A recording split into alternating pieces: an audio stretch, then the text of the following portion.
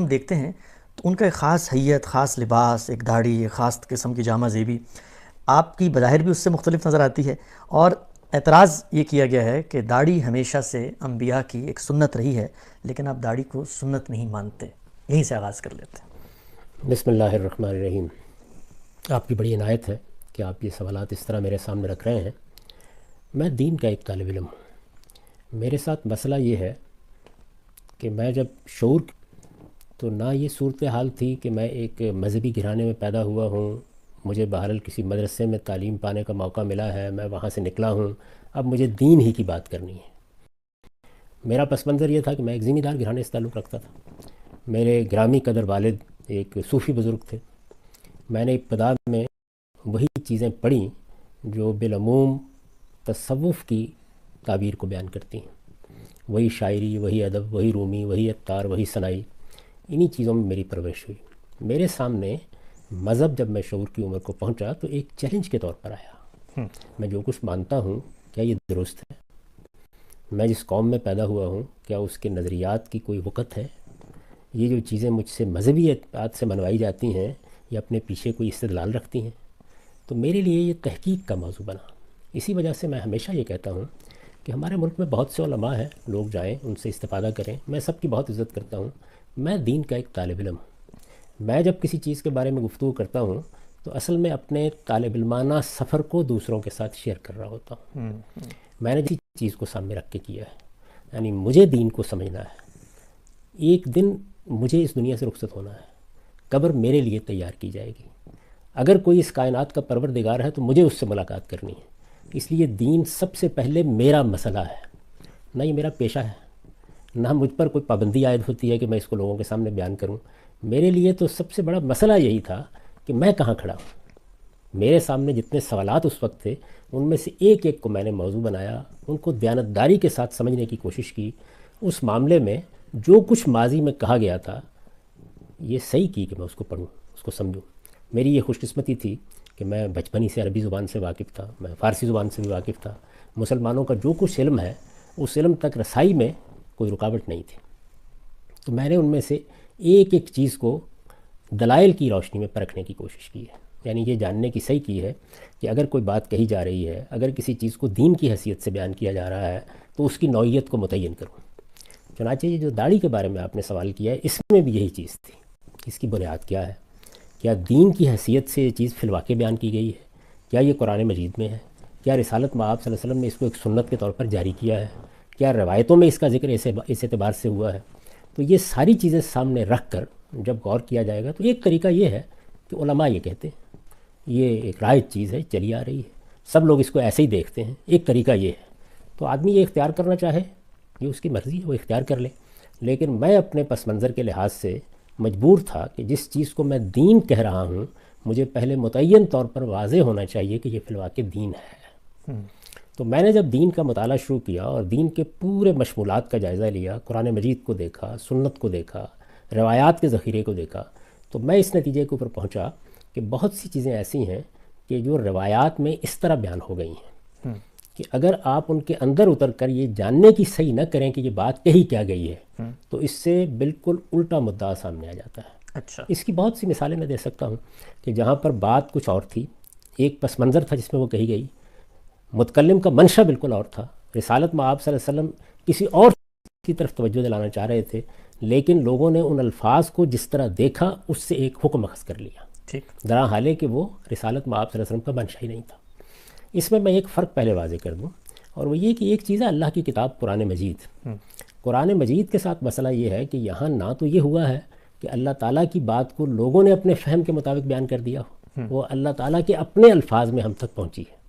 یہی دنیا کے سارے مذہبی لٹریچر میں قرآن کا امتیاز ہے، یعنی وہ اللہ تعالیٰ کے اپنے الفاظ میں ہے۔ پھر یہ کہ وہ منتشر جملوں کی صورت میں نہیں ہے، یعنی اللہ تعالیٰ نے کچھ جملے بولے اور ان کو لوگوں نے آگے روایت کر دیا۔ وہ ایک مرتب اور منظم کتاب ہے، کتاب کی حیثیت سے نازل کی گئی ہے، کتاب ہی کی حیثیت سے اس کو ترتیب دیا گیا ہے، کتاب ہی کی حیثیت سے وہ ہم تک پہنچائی گئی ہے۔ وہ جب کوئی بات کرتی ہے تو ہم یہ دیکھتے ہیں کہ وہ بات کہاں ہے، اس کے الفاظ کیا ہیں، وہ الفاظ جملوں کی کس تعریف میں آئے ہیں، ان کا پس منظر کیا ہے، بات کہاں سے شروع ہوئی ہے، بات کہاں پہنچی ہے، یہ ساری چیزیں وہاں تحقیق کرنا بہت آسان ہوتا ہے۔ روایات، یعنی رسالت مآب صلی اللہ علیہ وسلم کے بعد یا آپ کے زمانے میں آپ کو کسی نے کوئی بات کہتے دیکھا، سنا، آپ کو کوئی کام کرتے دیکھا، وہ آگے جا کے بیان کر دیا۔ روایات یہ ہیں، ان کی کوئی ذمہ داری رسول اللہ صلی اللہ علیہ وسلم پر عائد نہیں ہوتی۔ یعنی یوں نہیں ہے کہ آپ نے کسی کو پیغامبر مقرر کیا تھا کہ یہ میری بات لوگوں کو جا کے بتا دینا۔ ٹھیک، کوئی بات سنی، کوئی چیز دیکھی، اس کو لوگوں نے اپنے طور پر بیان کیا ہے۔ تو میں نے یہ دیکھا کہ قرآن مجید اس سے بالکل خالی ہے، یعنی قرآن میں کسی دینی حکم کی حیثیت سے داڑھی کا کہیں ذکر داڑھی کا کہیں ذکر نہیں ہے۔ یعنی یہ تو بڑی ستم دریفی کی بات ہوگی نا کہ آپ واقعات سے کسی چیز کو سمجھیں۔ اللہ تعالیٰ کا دین جب بیان کیا جاتا ہے اور وہ قرآن میں بیان ہوا ہے تو اللہ تعالیٰ یہ بتاتے ہیں کہ یہ چیز کیا ہے، اس کو کیوں لازم کیا گیا ہے، یہ لازم ہے، یہ مستحب ہے، یہ مطلوب ہے، کیا چیز ہے۔ دین جب بھی بیان کیا جائے گا اس طرح بیان کیا جائے گا۔ پھر اس کے بعد آپ سنت کو دیکھتے ہیں۔ سنت کیا ہے؟ دین کی حیثیت سے رسالت مآب صلی اللہ علیہ وسلم نے جو چیزیں اپنی امت میں جاری کر دی ہیں۔ تو یہ بات واضح ہوئی کہ یہ در حقیقت جس کو ہم سنت کہتے ہیں، اس کی ابتدا تمام انبیاء کے ہاں رہی ہے۔ یعنی یہ سیدنا آدم علیہ السلام سے لے کر جو دین اللہ تعالیٰ نے دیا ہے یہ اس کی روایت ہے۔ ٹھیک، اور یہی روایت بعد میں، معاف کیجیے، انبیاء علیہ السلام کے ہاں بھی جاری رہی۔ یہی روایت ہے جو سیدنا ابراہیم علیہ السلام کے ذریعے سے عرب میں آئی، اور پھر اس کو قرآن مجید نے دین ابراہیمی، ملت ابراہیمی قرار دیا۔ یہ دین ابراہیمی اور ملت ابراہیمی کی روایت ہے جس کی تجدید کر کے، جس کی اصلاح کر کے رسالت مآب صلی اللہ علیہ وسلم نے اگر کوئی اضافہ ضروری تھا تو وہ کیا اور اس کو جاری کر دیا۔ یہ سنت ہے، یہ دین سے پہلے کا علم ہے، یہ قرآن مجید سے مقدم ہے۔ یعنی قرآن مجید بعد میں نازل ہوا، اس کی ابتدا پہلے شروع ہو گئی۔ یہ چیز پہلے سے موجود تھی، نماز پڑھی جا رہی تھی، روزے رکھے جا رہے تھے، زکوٰۃ دی جا رہی تھی، اسی طرح سے حج عمرہ یہ ایک روایت کی حیثیت سے موجود تھا۔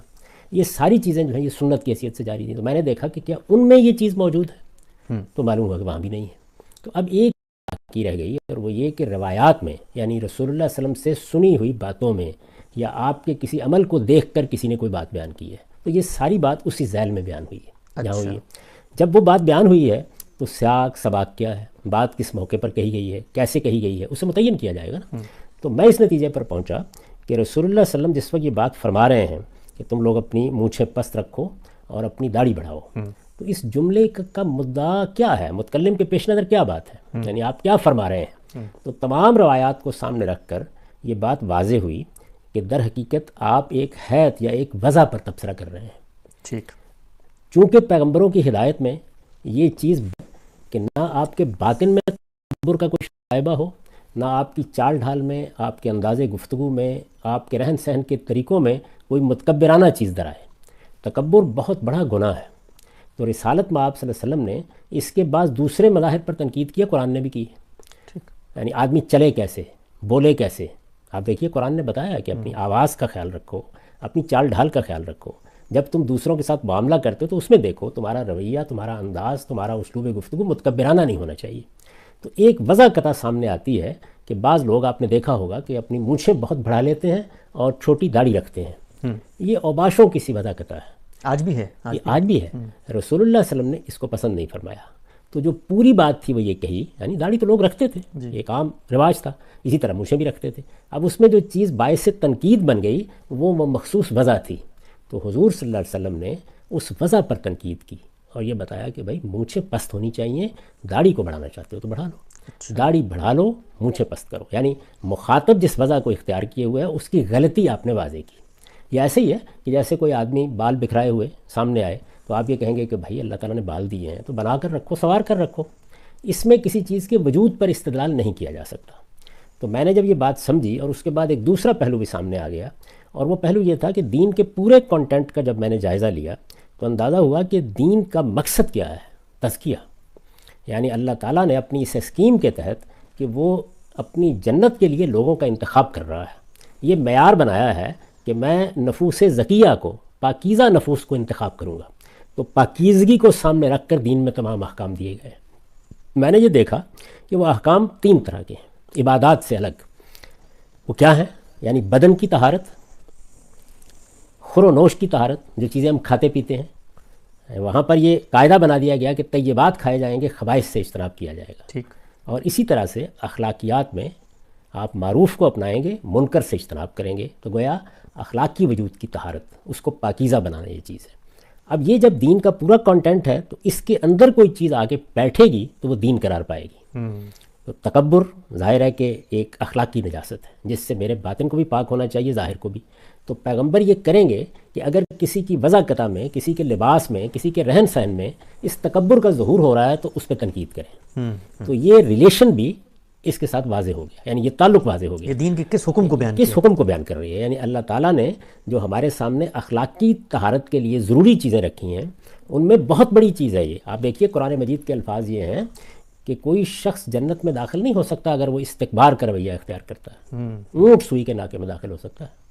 یعنی مستکبرین کے لیے، تکبر کرنے والوں کے لیے جنت کے دروازے بند ہیں۔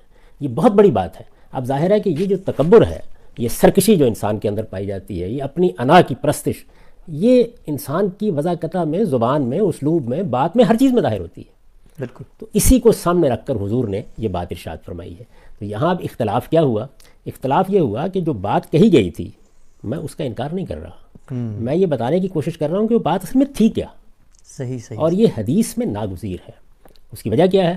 وجہ یہ ہے کہ ایک طریقہ تو یہ ہے کہ آپ نے الفاظ کو لیا اور بس بیان کر دیا، ایک دوسرا طریقہ یہ ہے کہ آپ یہ دیکھیں کہ یہ الفاظ لوگوں نے سن کر بیان کیے ہیں، بالعموم وہ اس کو پارا پارا کر دیتے ہیں، یعنی ایک پوری بات کا ایک حصہ ایک جگہ رہ جاتا ہے، دوسرا حصہ دوسری جگہ رہ جاتا ہے۔ یہ پوری بات ہے کیا در حقیقت؟ اس کے بعد آپ تمام روایات کو اپنے سامنے رکھتے ہیں، تو اگر آپ ساری روایات کو سامنے رکھیں تو یہ بات بالکل واضح ہو جاتی ہے کہ یہاں ایک وضاقتہ ہے جس کو موضوع بنایا گیا ہے، اس میں الگ سے کوئی حکم دینا پیش نظر ہی نہیں ہے۔ اب یہ میری تحقیق ہے، یہ میرا نقطہ نظر ہے، اس تحقیق کے لیے میں دلائل دے سکتا ہوں، یعنی یہ بتا سکتا ہوں کہ یہ قرآن کا موضوع نہیں ہے۔ دین کی حیثیت سے جو چیز بھی ہوگی، یا وہ بدن کی طہارت کو بیان کرے گی، یا وہ خورونوش کی طہارت کو بیان کرے گی، یا وہ اخلاق کی طہارت کو بیان کرے گی، اس کا اس سے کوئی تعلق نہیں ہے۔ یہ بات جن جملوں میں کہی گئی ہے ان میں پوری بات یہ ہے، یعنی ایک چیز سے روکا گیا ہے، ایک چیز کی طرف اس بات کے انداز میں توجہ دلائی گئی ہے، لیکن دونوں کا مجموعی تناظر اگر سامنے ہو تو اس سے وہ وضاقتہ ہے جس کی اصلاح مقصود ہے۔ یہ فہم ہے روایت کا، اس فہم سے آپ اختلاف کر سکتے ہیں، شائستگی کے ساتھ، تہذیب کے ساتھ اختلاف کیجئے، اور اس کے بعد ذرا تھوڑی دیر کے لیے ایک نظر اہل علم کے اس معاملے میں اختلافات پر بھی ڈال لیجئے۔ مثلا شوافے کے ہیں اس کو کیا حیثیت دی جاتی ہے، مثلا مالکیہ کے ہیں اس کو کیا حیثیت دی جاتی ہے، تو آپ یہ دیکھیں گے کہ ہمارے ہاں بر صغیر میں علماء نے اس کو جو حیثیت دے دی ہے وہ باقی فقہا کے آپ کو نظر نہیں آتی۔ یعنی وہ زیادہ سے زیادہ یہ بات کہیں گے کہ اگر آپ نے داڑھی منڈوا لی ہے تو یہ مکروہ تنزیہی ہے، اچھی بات تھی نہ منڈواتے۔ میں جب اس کو دیکھتا ہوں ایک دوسرے پہلو سے، تو وہ دوسرا پہلو یہ ہے کہ رسالت میں آپ صلی اللہ علیہ وسلم داڑھی رکھی ہوئی تھی، صحابہ کرام کے ہاں یہ چیز موجود تھی۔ اچھا، لیکن یہ کیا کوئی ایسی انوکھی چیز تھی؟ کیا اس کو مذہبی حیثیت سے اپنایا گیا تھا؟ کیا رسالت میں آپ صلی اللہ علیہ وسلم جب پیغمبر نہیں تھے اس وقت آپ کی داڑھی نہیں تھی؟ کیا اس کے بعد آپ نے رکھی؟ کیا صحابہ کرام کے ہاں اس کے بعد تبدیلی آئی؟ تو یہ معلوم ہوتا ہے کہ اس زمانے میں مرد بالعموم داڑھی رکھتے تھے۔ تو اگر آپ نے اس کو کوئی حیثیت دینی ہے دینی لحاظ سے تو وہ کیا ہوگی؟ وہ یہ ہوگی کہ میرے پیغمبر نے داڑھی رکھی ہوئی تھی، میں اپنے پیغمبر سے محبت کرتا ہوں، اس محبت کا اظہار میں آپ کی بہت سی باتیں اپنا کر بھی کر سکتا ہوں، تو یہ محبت کے دائرے میں تو اپنی ایک جگہ بنا لے گی۔ یعنی رسالت میں آپ صلی اللہ علیہ وسلم اٹھتے کیسے تھے، بیٹھتے کیسے تھے، آپ لباس کیا پہنتے تھے، ایک آدمی محبت کے ساتھ ان میں سے کسی چیز کو اپنانا چاہتا ہے، تو آپ کے یہ علم میں ہے کہ یہ محبت ایک ایسی چیز ہوتی ہے جس کی آپ نفی نہیں کر سکتے، یہ پیدا ہوتی ہے، یہ ماں کے لیے ہوتی ہے، باپ کے لیے ہوتی ہے، یہ لیڈروں اور رہنماؤں کے لیے ہوتی ہے، یہ علماء کے لیے ہوتی ہے، یہ مشائخ کے لیے ہوتی ہے، تو یہ خدا کے پیغمبر کے لیے کیوں نہیں ہوگی؟ تو اس کا اظہار بعض اوقات آپ کی کسی چیز کو اپنانے میں ہو جاتا ہے۔ اس لحاظ سے میں اس کو ایک محبوب چیز سمجھتا ہوں، جتنی اللہ تعالیٰ نے مجھ کو دی ہے وہ میں نے بھی رکھی ہوئی ہے، لیکن یہ کہ یہ دین میں کوئی سنت ہے، دین میں کوئی مستحب عمل ہے، دین میں کوئی واجب چیز ہے، دین میں کوئی فرض ہے، یہ جس طرح کہ میں نے عرض کیا تحقیق اور تنقید کے معیار پر یہ باتیں پوری نہیں اترتی۔ یعنی اس کو دین بننے کے لیے یہ ضروری تھا کہ قرآن مجید نے دین کے جو مبادی متعین کر دیے ہیں یہ ان سے نکل کر حکم آتا۔ یہ ضروری تھا کہ اگر یہ کوئی سنت تھی جس کو جاری کیا گیا تھا تو یہ تمام انبیاء کے ہاں اسی طرح بیان ہوتی، رسالت میں آپ صلی اللہ علیہ وسلم اس کو اسی طرح جاری کرتے ہیں۔ یہ روایات میں جس طریقے سے زیر بحث آئی ہے وہاں یہ ضروری ہے کہ یہ سمجھا جائے، یعنی کسی موقع پر یہ ہے کہ اچھا فلان لوگوں کے ہاں اگر یہ بدعت پیدا ہو گئی ہے کہ وہ فلان چیز کو اس طرح کرتے ہیں تم ایسے کر لیا کرو۔ اگر آپ ابو امامہ باہلی کی روایت کا مطالعہ کریں تو اس میں بالکل دوسری تصویر سامنے آتی ہے، کئی چیزیں ہیں، اس میں کئی چیزیں ہیں، یعنی انصار کے بوڑھے بیٹھے ہوئے ہیں، رسالت میں آپ صلی اللہ علیہ وسلم سے پوچھتے ہیں کہ تم لوگوں نے داڑیاں سفید سفید ہیں، کوئی خضاب کیوں نہیں لگایا؟ وہ یہود کی ایک بدعت کا ذکر کرتے ہیں، آپ فرماتے ہیں کہ تم اس کے خلاف کیا کرو۔ اسی طرح کا معاملہ داڑھی کے بارے میں زیر بحث آ گیا اور چیزوں کے بارے میں زیر بحث آ گیا۔ تو بعض موقعوں کے اوپر ایسا ہوتا ہے کہ کسی وضع قطع کو لوگ دین بنا لیتے ہیں۔ آپ یہ جانتے ہیں کہ جو 5 چیزیں اللہ تعالیٰ نے خور و نوش کی چیزوں کے علاوہ حرام قرار دی ہیں، ان میں ایک بہت بڑی چیز یہ ہے کہ تم اللہ پر افطرا کرو۔ ہمارے ہاں ہوتا کیا ہے کہ لوگ بعض چیزوں کے بارے میں جب ایک رائے قائم کر لیتے ہیں تو وہ یہ نہیں دیکھتے کہ جس طرح یہ ضروری ہے کہ اگر کوئی دین کی بات ہے تو آپ اس کو چھوڑیں نہیں، اسی طرح یہ بھی بہت ضروری ہے کہ اگر دین میں کوئی بات غلط داخل کر دی گئی ہے یا اس میں افراط و تفریط ہو گئی ہے یا بات کا جتنا وزن تھا اس سے زیادہ دے دیا گیا ہے تو اس کی بھی تصحیح کریں۔ تو میری جو اس معاملے میں تحقیق ہے اس کا نتیجہ یہ ہے کہ تمام روایتوں کو سامنے رکھ کر جو بات واضح ہوتی ہے وہ یہ ہے کہ یہ دین میں کوئی چیز نہیں ہے، یہ سنت، واجب، فرض، مستحب اس نوعیت کی چیز ہی نہیں ہے، یہ ہماری محبت کا اظہار ہے اور اس کو اسی جگہ رہنا چاہیے۔ اب یہ چیز جب مجھ پر واضح ہوئی تو میں نے اس کو بیان کر دیا۔ اچھا، اس کے بیان کر دینے کے بعد میں نے کبھی لوگوں سے نہیں کہا کہ وہ ضرور میری بات مان لیں یا داڑیاں رکھی ہوئی ہیں تو کاٹ دیں، اس سے مجھے کوئی دلچسپی نہیں۔ جو بات تحقیق سے مجھ پر واضح ہو گئی اس کو میں نے البتہ لوگوں کے سامنے رکھ دیا ہے۔ میں ان سب روایتوں سے واقف ہوں، علماء کے جو اس معاملے میں نقطہ ہے نظر ہے ان سے بھی واقف ہوں۔ تو میں پوری ذمہ داری کے ساتھ یہ سمجھتا ہوں کہ حضور صلی اللہ علیہ وسلم کا جو جملہ ہے اس کا مدعا ٹھیک نہیں سمجھا گیا۔ اس میں بنیادی طور پر اس وضع قطع کی اصلاح مقصود ہے کہ اگر آپ نے مونچھیں رکھی ہوئی ہیں، آپ نے داڑھی رکھی ہوئی ہے تو وہ کیسی ہونی چاہیے۔ یہ ایسے ہی ہے کہ جیسے آپ ایک لباس پہنتے ہیں تو حضور کو یہ محسوس ہوا کہ اس لباس کی بعض صورتیں ایسی ہیں جس میں تکبر کا اظہار ہوتا ہے، جس کو عربی زبان میں اسبال کہتے ہیں، یعنی آپ نے اپنی تہمت باندھی ہوئی ہے اور پیچھے چھوڑا ہوا ہے اس کو، وہ گھسڑتی چلی آ رہی ہے۔ یہ اوباشوں کا طریقہ تھا، حضور نے اس پر تنقید کی۔ اسی طرح آپ امامہ باندھتے ہیں، اس کا شملہ بہت لمبا ہوتا ہے، ظاہر ہے اس میں بھی ایک متکبرانہ وضع بن جاتی ہے، اس پر آپ نے تنقید کی۔ تو اس سے دین کا ایک پورا تصور اور اس کی حکمت آپ کے سامنے آتی ہے کہ اللہ تعالیٰ جن چیزوں کو اخلاقی لحاظ سے پسندیدہ قرار دیتا ہے اور جن چیزوں کو وہ اچھا نہیں کہتا ان کا اطلاق کیا جائے گا نا معاشرے میں۔ اللہ تعالیٰ کہتے ہیں اسراف اختیار نہ کرو، اسراف کا باعث بن رہی ہے۔ اللہ تعالیٰ نے بتایا کہ تمہارے باطن میں بھی تکبر نہیں ہونا چاہیے، ظاہر میں بھی نہیں ہونا چاہیے۔ آپ دیکھیے نا، جب آپ قرآن مجید کو پڑھتے ہیں تو اس میں یہ بتایا گیا ہے کہ اس طریقے سے اپنے کلے پھلا کے بات نہ کیا کرو اور دوسروں کے ساتھ اس طرح کا رویہ اختیار نہ کیا کرو، اپنی چال میں اقتصاد پیدا کرو۔ تو حضور صلی اللہ علیہ وسلم نے اس سے یہ سمجھا کہ جب اللہ تعالیٰ تکبر کا اظہار نہ چال میں پسند کرتے ہیں، نہ اٹھنے میں پسند کرتے ہیں، نہ بیٹھنے میں پسند کرتے ہیں، نہ بات میں پسند کرتے ہیں، تو یہ وضع قطع میں بھی نہیں ہونا چاہیے۔ اسے مونچھیں رکھتے ہیں، داڑھی رکھتے ہیں، یہ میرے نزدیک دین کا موضوع ہی نہیں ہے۔ یعنی دین اس لیے آیا ہی نہیں ہے کہ وہ آپ کی وضع قطع کے یہ پہلو دیکھے کہ آپ داڑھی رکھیں گے یا نہیں، آپ بال کیسے رکھیں گے، آپ سر مڑوا دیں گے یا آپ نہیں مڑوائیں گے۔ نہیں، آپ کی وضع قطع میں اگر کوئی اخلاقی خرابی پیدا ہو رہی ہے اس کی وہ اصلاح کرے گا۔ تو اس میں بھی رسالت میں آپ صلی اللہ علیہ وسلم نے اس اخلاقی خرابی کی اصلاح کی ہے کہ آپ کی داڑھی مونچھ ایسی نہیں ہونی چاہیے کہ اس کو دیکھ کر آدمی یہ محسوس کرے کہ یہ تو اوباش آدمی ہے۔ یہ میرے نزدیک خلاصہ ہے اس ساری بات کا۔ اگر کوئی چیز قابل وضاحت رہ گئی ہو تو آپ پھر پوچھ لیں۔ جی، میں عوام صاحب نے بہت تفصیل سے پہلے اس اعتراض کا جواب دیا کہ داڑھی کے حوالے سے 2 ضمنی سوالات میں اس میں پوچھنا چاہوں گا۔ پہلا یہ کہ عام طور پہ کہا جاتا ہے کہ رسول اللہ صلی اللہ علیہ وسلم نے جو الفاظ استعمال کیے وہ صیغہ امر ہیں، اور صیغہ امر جو ہے وہ کسی چیز کو واجب کرنے کے لیے، وجوب کے لیے استعمال کیا جاتا ہے۔ پہلا اعتراض، اس کا جواب دیجیے گا، پھر اگلا پوچھتا ہوں۔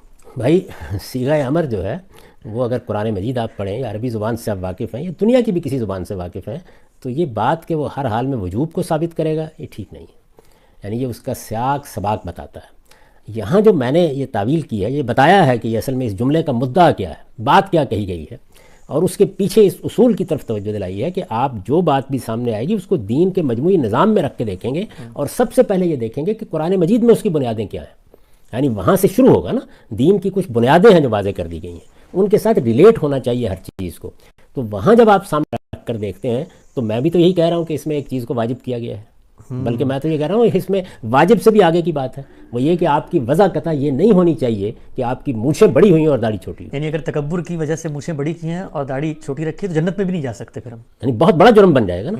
تو میں اس میں وجوب پر تو گفتگو نہیں کر رہا، میں تو یہ نہیں عرض کر رہا کہ یہ وجوب نہیں ہے، میں یہ عرض کر رہا ہوں کہ آپ نے بات کا مطلب کیا سمجھا ہے۔ یعنی آپ نے 2 جملوں کو الگ کر کے 2 الگ احکام سمجھ لیے ہیں، بلکہ دونوں کے مجموعے سے جو بات نکل رہی تھی وہ آپ کو سمجھنی چاہیے تھی، اور وہ دونوں کے مجموعے سے در حقیقت ایک وضع قطع پر نقد کیا گیا ہے، اس کو تبدیل کرنے کا حکم دیا گیا ہے۔ یہ حکم ہے حضور کا، اور حکم دینی ہے، اور اسی اصول پر مبنی ہے کہ دین میں یہ جو آپ کا قلب ہے اور آپ کے دل میں جو کیفیات پیدا ہوتی ہیں اور آپ کے ہاں جو اخلاقی رضائل و فضائل ہیں وہ سب دین کا موضوع ہے۔ تو میں نے تو اس جملے کو اٹھا کر اس کو دین کے مجموعی نظام میں رکھ کے بتایا کہ دین در حقیقت متکبرانہ رویوں کی اصلاح کرنا چاہتا ہے۔ اس لیے حضور نے جو بات فرمائی ہے واجب ہے، لازم ہے، لیکن بات کیا ہے؟ یعنی میں آپ سے اختلاف اس میں نہیں کر رہا کہ یہ واجب ہے یا نہیں ہے، میں اختلاف اس میں کر رہا ہوں کہ آپ بات نہیں سمجھ رہے ہیں۔ یعنی بات یہ ہے کہ یہ وضع قطع تبدیل کرو، تمہاری وضع قطع یہ ہونی چاہیے۔ اگر تم اس طرح سے بڑی بڑی مونچھیں اور چھوٹی داڑھی رکھتے ہو تو جو اس سے تمہاری تصویر بنتی ہے وہ ایک متکبر اور اوباش آدمی کی تصویر بنتی ہے، اسے تبدیل کرو۔ یہ تو بہت بڑی بات ہے، تو اس میں تو وجوب کا سوال نہیں، لیکن چونکہ سوال آپ نے کیا ہے تو میں آپ سے عرض کرتا ہوں کہ امر ہوتا ہے، امر کا صیغہ یہ مشورے کے لیے آ جاتا ہے، ترغیب کے لیے آ جاتا ہے، یہ محض اباحت کو بیان کرتا ہے۔ مثلا دیکھیے قرآن مجید میں جب جمعے کے بارے میں یہ فرمایا کہ اپنا سب کاروبار چھوڑو، تو جب جمعے کے لیے اذان دی جائے تو فسعوا الی ذکر اللہ، آؤ اللہ کے ذکر کی طرف، اللہ کی یاد کی طرف، جمعے کی نماز میں حاضر ہو جاؤ کہیے تو فسعوا الی ذکر اللہ، ظاہر ہے کہ یہ بھی امر کا صیغہ ہے اور یہ واجب کر رہا ہے، لازم کر رہا ہے کہ آپ آئیں، اپنا کاروبار چھوڑیں۔ یعنی جمعہ ایک فریضہ ہے، جب اس کا اعلان کر دیا گیا اور ہمارے ارباب اقتدار کی طرف سے جمعے کا انعقاد ہو گیا تو اس کے جواب میں حاضر ہونا ضروری ہے، یہ طے ہو گیا۔ اگلا جملہ دیکھیے، فَإِذَا قُضِيَتِ الصَّلَاةُ فَانتَشِرُوا فِي الْأَرْضِ، جب نماز سے فارغ ہو جاؤ تو زمین میں پھیل جاؤ، کاروبار کرو، اللہ تعالیٰ کا فضل تلاش کرو۔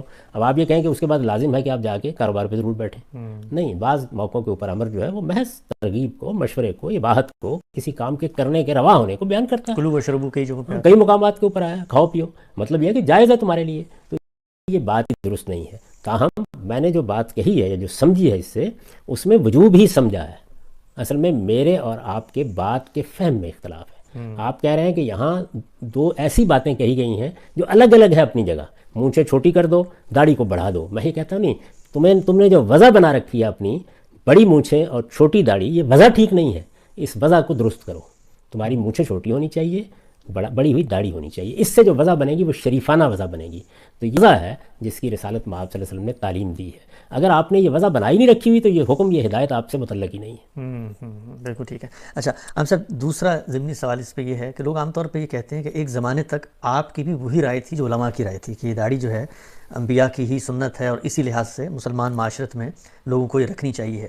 تو جب آپ کی یہ رائے تھی تو کن بنیادوں پر تھی، اور اب تو خیر آپ کی رائے اگر تبدیل ہوگی، ان کی بنیادیں تو آپ نے واضح کر دی، تو اس وقت کس بنیاد پہ آپ یہ کہتے تھے؟ میں نے ابھی آپ سے عرض کیا کہ میں ایک مسلمان گھرانے میں پیدا ہوا۔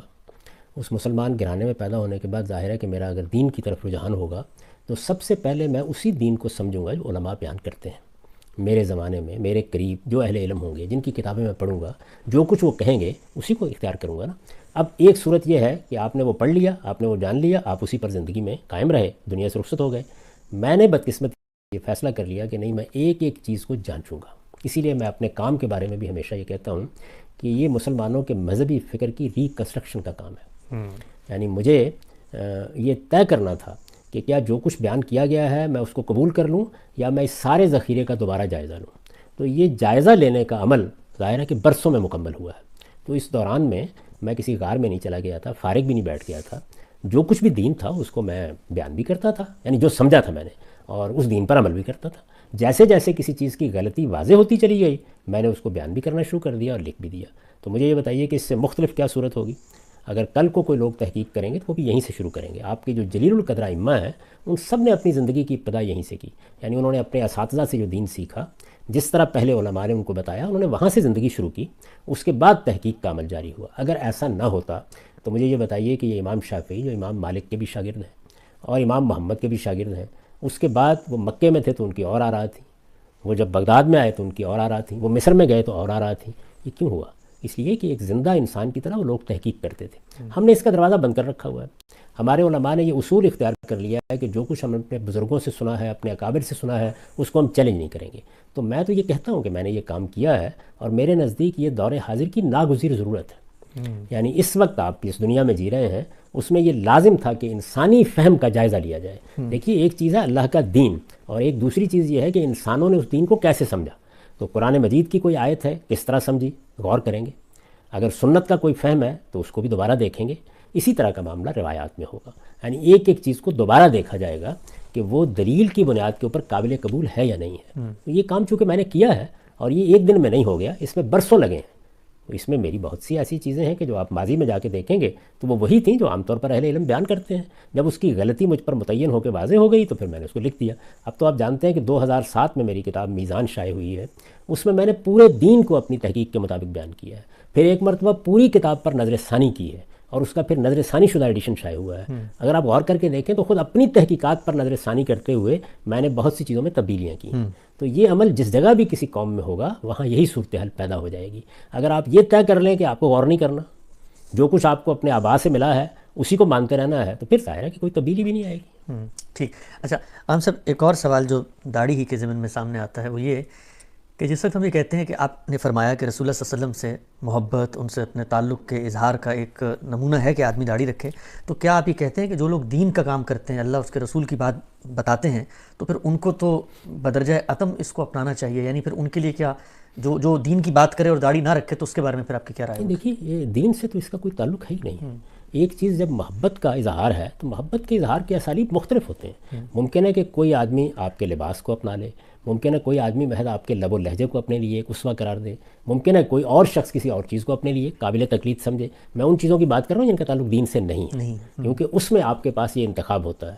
چنانچہ دیکھیں کہ ہمارے ہاں علامہ اقبال ہے مثال کے طور پر، ان کو عاشق رسول سمجھا جاتا ہے. ان کی شاعری پڑھیں تو آپ کو اندازہ ہوتا ہے کہ وہ رسول اللہ سے کیسی محبت رکھتے ہیں، لیکن اس محبت کا ظہور داڑھی کی صورت میں نہیں ہوا. سید قطب نے اپنی جان اللہ کے دین کے لیے دے دی. آپ نے دیکھا کہ وہ کس شان کے ساتھ مقتل میں گئے، اور ان کی اپنی زندگی، ان کے افکار، ان کے خیالات سے 10 جگہ مجھے اختلاف ہوگا، لیکن ان کے اخلاص سے کوئی اختلاف کر سکتا ہے، دین کے ساتھ ان کے تعلق سے کوئی اختلاف کر سکتا ہے، ان کی غیر معمولی شہادت سے کوئی اختلاف کر سکتا ہے، لیکن ان کی داڑھی نہیں تھی. تو اس لیے یہ چیز سمجھنے کی ہے کہ آپ کس چیز کو دین کا معیار قرار دے رہے ہیں. یہ دین کا معیار نہیں ہے، اظہار محبت کا ایک اسلوب ہے. بہت سے لوگ ہیں کہ جو مثال کے طور پر کسی بڑے لیڈر سے متاثر ہو جاتے ہیں. ہٹلر سے لوگ متاثر ہوئے، اس کی طرح کی مونچھیں رکھنا شروع کر دیں. قائد اعظم سے لوگ متاثر ہوئے، جناح کیپ رواج پا گئی. تو یہ چیزیں ہوتی ہیں، لیکن اگر کسی شخص نے مثال کے طور پر جناح کیپ نہیں پہنی تو کیا آپ اس کی محبت پر کوئی بات کہیں گے؟ میں یہ بتا رہا ہوں کہ آپ کے کسی چیز کو اپنانے کی بنیاد کیا ہے، یعنی وہ کس مبدا سے اٹھی ہے. تو وہ اگر تو دین ہے تو دین میں اس کو ثابت ہونا چاہیے، اور اگر وہ دین نہیں ہے، محبت سے تعلق کے اظہار کے لیے کسی کلچرل پہلو سے آپ کسی چیز کو اختیار کرتے ہیں تو اسی طرح اس کو بیان بھی کریں. ٹھیک. اچھا خان صاحب، آپ نے فرمایا ابھی کہ دین کا جو مشمولات ہیں اس کا جب آپ جائزہ لیتے ہیں تو معلوم ہوتا ہے کہ وہاں وہ بڑی کیٹیگری کیا ہے جس سے یہ احکام جو ہے وہ پھوٹ رہے ہوتے ہیں، وہ تزکیہ ہے، پیوریفیکیشن ہے. تو اگر یہ کہا جائے کہ مطلب بظاہر تو سمجھ میں آتا ہے کہ تھوڑی کے اوپر بال اگانے سے کوئی تزکیہ نہیں ہوتا، لیکن اگر یوں بیان کیا جائے کہ یہ اللہ تعالیٰ نے اپنے بندوں کی جو خدا کو مانتے ہیں ان کی نشانی کے طور پر ایک علامت مقرر کر دی ہے، تب تو وہ دین کے اوور آل فریم کے اندر یہ آ سکتی ہے. اگر اللہ تعالیٰ نے اس کو اس حیثیت سے مقرر کیا ہے تو پھر یہ بات بیان ہونی چاہیے، یہ بات پھر قرآن میں بیان ہونی چاہیے، اس کو ایک سنت کی حیثیت سے منتقل ہونا چاہیے. ایسی کوئی چیز نہیں. میں نے تو آپ سے عرض کیا نا کہ جس وقت آپ کے سامنے لوگوں کی بیان کردہ ایک چیز آئے گی، یعنی قرآن مجید میں کوئی چیز نہیں ہے، رسالت میں آپ صلی اللہ علیہ وسلم نے بطور سنت کسی چیز کو جاری نہیں کیا، تو دین کا کانٹینٹ مکمل ہو گیا. اب لوگ آئے ہمارے پاس اور انہوں نے آ کے یہ کہا کہ میں نے حضور صلی اللہ علیہ وسلم سے یہ بات سنی تھی، اس کو روایت اور حدیث کہتے ہیں. یعنی رسالت میں آپ صلی اللہ علیہ وسلم کی وہ باتیں جو لوگوں نے بیان کی ہیں، جن کی کوئی ذمہ داری حضور پر عائد نہیں ہوتی، یہ باتیں لوگ اپنے فہم کے لحاظ سے اپنے لفظوں میں بیان کر دیتے ہیں. اس میں بعض اوقات جملے بھی ٹوٹے ہوئے ہوتے ہیں، ان میں بعض اوقات پس منظر بھی موجود نہیں ہوتا. ان سے متعلق کیا رویہ اختیار کرنا ہے؟ کیا یہ کہ آپ ہر بات کو دین بنا دیں؟ نہیں، آپ اس پہ غور کریں گے، آپ اس کو سمجھیں گے، اور جو اصل دین آپ کو دیا گیا ہے یعنی قرآن اور سنت کی صورت میں آپ یہ دیکھیں گے اس دین سے اس کا ریلیشن کیا بنتا ہے. تو اگر آپ غور کریں تو میں نے رسالت میں آپ صلی اللہ علیہ وسلم کی اس بات کا ریلیشن واضح کیا ہے. یعنی آپ اصل میں نہ آپ لوگوں کی مونچھیں کٹوانا چاہتے ہیں، نہ داڑھی لمبی کرانا چاہتے ہیں، آپ جو وضع قطع اختیار کر رہے ہیں اس وضع قطع کو دین کے مطابق کرنا چاہتے ہیں. کیوں؟ اس لیے کہ وہ وضع قطع آپ کے باطن پر دلالت کر رہی ہے. آپ کے باطن میں عاجزی ہونی چاہیے، تواضع ہونی چاہیے، خشیت ہونی چاہیے، اور اس کا اظہار آپ کے لباس میں بھی ہونا چاہیے، آپ کے بولنے میں بھی ہونا چاہیے، آپ کے انداز گفتگو میں بھی ہونا چاہیے. یہ تکبر جو اندر پایا جاتا ہے، یہ جب وضع قطع میں اپنا ظہور کرتا ہے تو اس سے اوباشوں کی ایک حیت پیدا ہوتی ہے. حضور اس سے روکنا چاہ رہے ہیں. تو یہ بات کو سمجھنے کا عمل ہے. جب آپ اس کے اندر اتر کر دیکھیں گے تو آپ کو پورا دین ایک ربط و نظام کے ساتھ سامنے آئے گا. یعنی اللہ تعالیٰ نے جو اخلاقی اصول بیان کیے ہیں، ان اخلاقی اصولوں کو خدا کے پیغمبر نے اللہ کی ہدایت کے مطابق لوگوں کی وضاقتہ میں بھی دیکھا، لوگوں کے اسلوب گفتگو میں بھی دیکھا، لوگوں کے رہن سہن میں بھی دیکھا، اور ہر جگہ توجہ دلائی کہ تمہاری وضاقتہ ایک خشیت رکھنے والے انسان کی وضاقتہ ہونی چاہیے، تمہارا رہن سہن اسراف اور تبذیر سے پاک ہونا چاہیے، اور تمہاری زندگی اعتدال اور توازن کا نمونہ ہونا چاہیے۔ کیوں؟ اس لیے کہ یہ وہ چیزیں ہیں جو دین کی حیثیت سے اللہ تعالیٰ نے متعین کر دی ہیں۔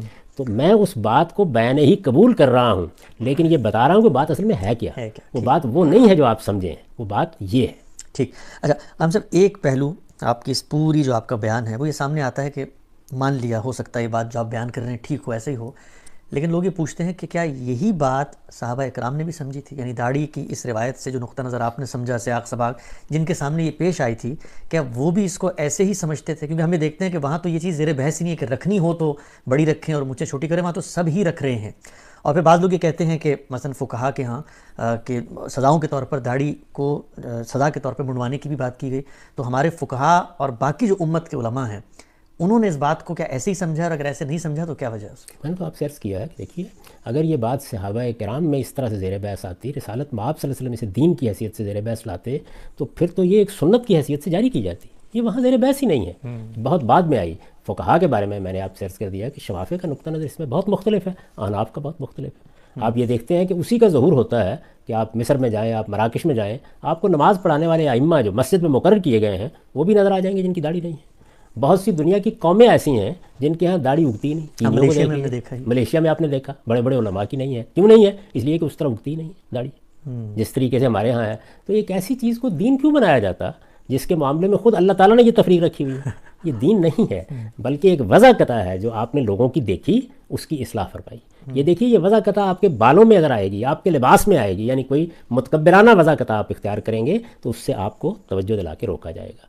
تو میرے اور علماء کے درمیان، یعنی علماء احناف کے درمیان کہیے، جو اس میں اختلاف ہے، وہ اختلاف یہ نہیں ہے کہ میں رسالت مآب صلی اللہ علیہ وسلم کے اس ارشاد کو قبول نہیں کر رہا، میں یہ بتا رہا ہوں کہ اس ارشاد کا مطلب کیا ہے، اس کے معنی کیا ہے۔ ٹھیک، اچھا ہم سب ایک ہلکا پھلکا سا سوال، لائیو آڈینس بھی دیکھ رہے ہیں، آپ نے ماشاءاللہ دین پہ اتنا کام کیا، لیکن اتنا کام کرنے کے بعد جب پبلک میں آپ اس کو پیش کرتے ہیں، وہ سامنے آتا ہے اور کوئی آدمی آگے سے یہ اعتراض شروع کر دے کہ بھئی آپ کی داڑھی نہیں ہے، تو کبھی آپ کے دل میں خواہش پیدا ہوتی ہے کہ ریکنسٹرکشن کا کام کرنے سے پہلے اللہ میاں آپ کو بھی کوئی یعنی اسی طرح سے فطری لمبی داڑھی دے دیتا تاکہ کم سے کم یہ اعتراض تو نہ ہوتا؟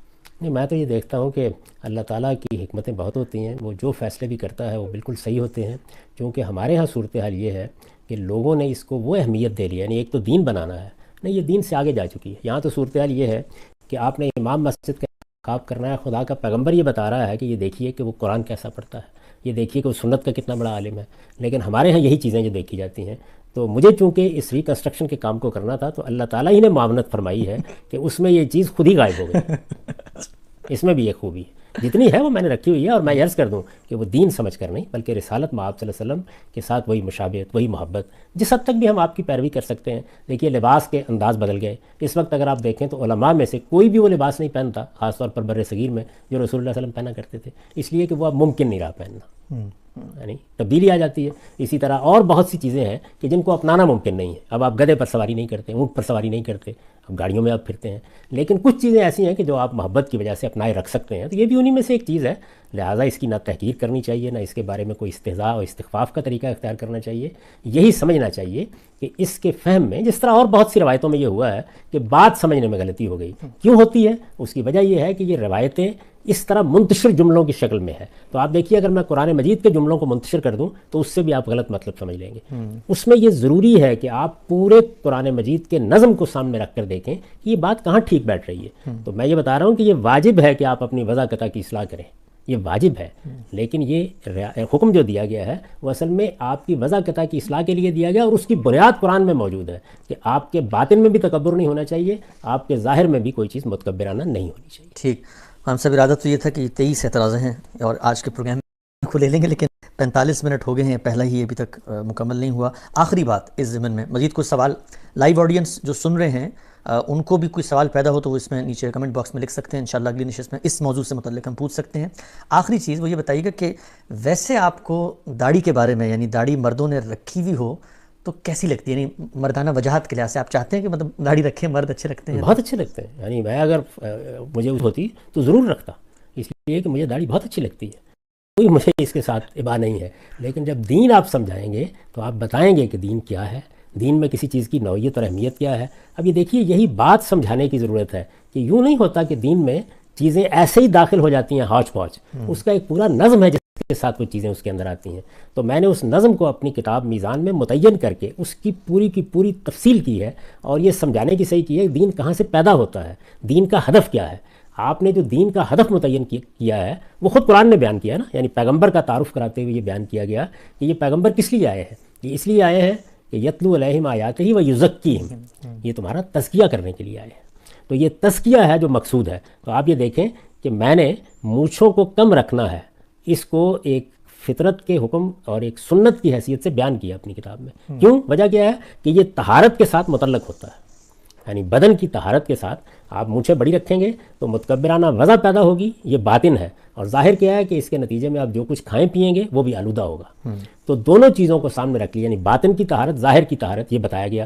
دونوں کو ملا کر جب آپ دیکھیں گے تو اس میں پھر ایک وضع قطع کی اصلاح پیش نظر ہوگی. آپ نے تو یہ موضوع زیر بحث ہی نہیں آئے گا. یعنی آپ بڑی رکھیں گے تو آپ سے کہا گیا چھوٹی کریں, آپ نے ویسے ہی مڑوا دی تو موضوع ختم ہو گیا, بات ہی ختم ہو گئی. آپ نے بال رکھے ہوئے ہیں تو آپ سے کہا جائے گا کہ بالوں کا, جیسے کہ حدیث میں آتا ہے کہ اپنے بالوں کا اکرم شارک, یعنی یہ بالوں کو بنا سنوار کے رکھو. آپ نے بال مڑوا دیے جیسے ہم حلق کرواتے ہیں, بھئی یہ موضوع زیر بحث نہیں رہے گا, ختم ہو گئی یہ بات. تو اصل میں بات پوری سمجھنی چاہیے کہ ہمارا دین چند اصولوں پر کھڑا ہے, اور وہ اصول کہاں سے اللہ کی کتاب میں بیان ہوئے ہیں, وہ رسالت مآب صلی اللہ علیہ وسلم کی سنت میں متعین ہوتے ہیں. جب اس سے دین کا ایک مجموعی تصور قائم ہو جاتا ہے تو پھر روایات جتنی ہیں ان کے اندر رکھ کے دیکھی جاتی ہیں اور ان کا ریلیشن اس سے قائم کیا جاتا ہے. تو میں نے اس پوری بات کا ریلیشن قائم کر دیا ہے کہ رسول اللہ صلی اللہ علیہ وسلم نے یہ بات دو موقعوں کے اوپر کہی ہے, یعنی یا تو وضع قطع کی اصلاح کرنے کے لیے کہی ہے, اور یا یہود کی یا بعض دوسرے اور گروہوں کی بعض بدعتوں کی اصلاح کرنے کے لیے کہی ہے. یعنی جب ان کی بعض بدعتوں کو بیان کیا گیا, اور یہ مذہبی فرقوں میں یہ چیزیں پیدا ہو جاتی ہیں, کسی بدعت کی اصلاح کے موقع پر آپ نے فرمایا کہ تم اس کی مخالفت کرو, یعنی یہ جوتے پہن کے نماز نہیں پڑھتے. مثلا دیکھیے اسی روایت میں زیر بحث آپ نے فرمایا تم جوتے پہن کے نماز پڑھ لیا کرو, ایسے ہی فرمایا. تو یہ کیوں فرمایا؟ یعنی کیا اس کا مطلب یہ ہے کہ اب ہم تمام مسجدوں کے اندر جوتے پہننے کے لیے جایا کریں گے؟ نہیں, اس موقع پر فرمایا جس سے مقصود یہ تھا کہ ایک بدعت پیدا کر لی گئی ہے, اس کی اصلاح ہو جائے. تو جہاں پر آپ نماز پڑھنے کے لیے کھڑے ہوئے ہیں, جگہ مناسب نہیں ہے, کوئی قالین نہیں بچھا ہوا, صف نہیں بچھی ہوئی, جیسے جنازے کی نماز ہے, تو آپ جوتوں سمیت پڑھ سکتے ہیں. تو حضور نے یہ بتایا کہ اس کو بدعت مت بناؤ. تو آپ کا کوئی اگر آپ کے سامنے لفظ آتا ہے, کلمہ آتا ہے, بات آتی ہے, تو آپ سمجھیں گے کہ کیا چیز ہے.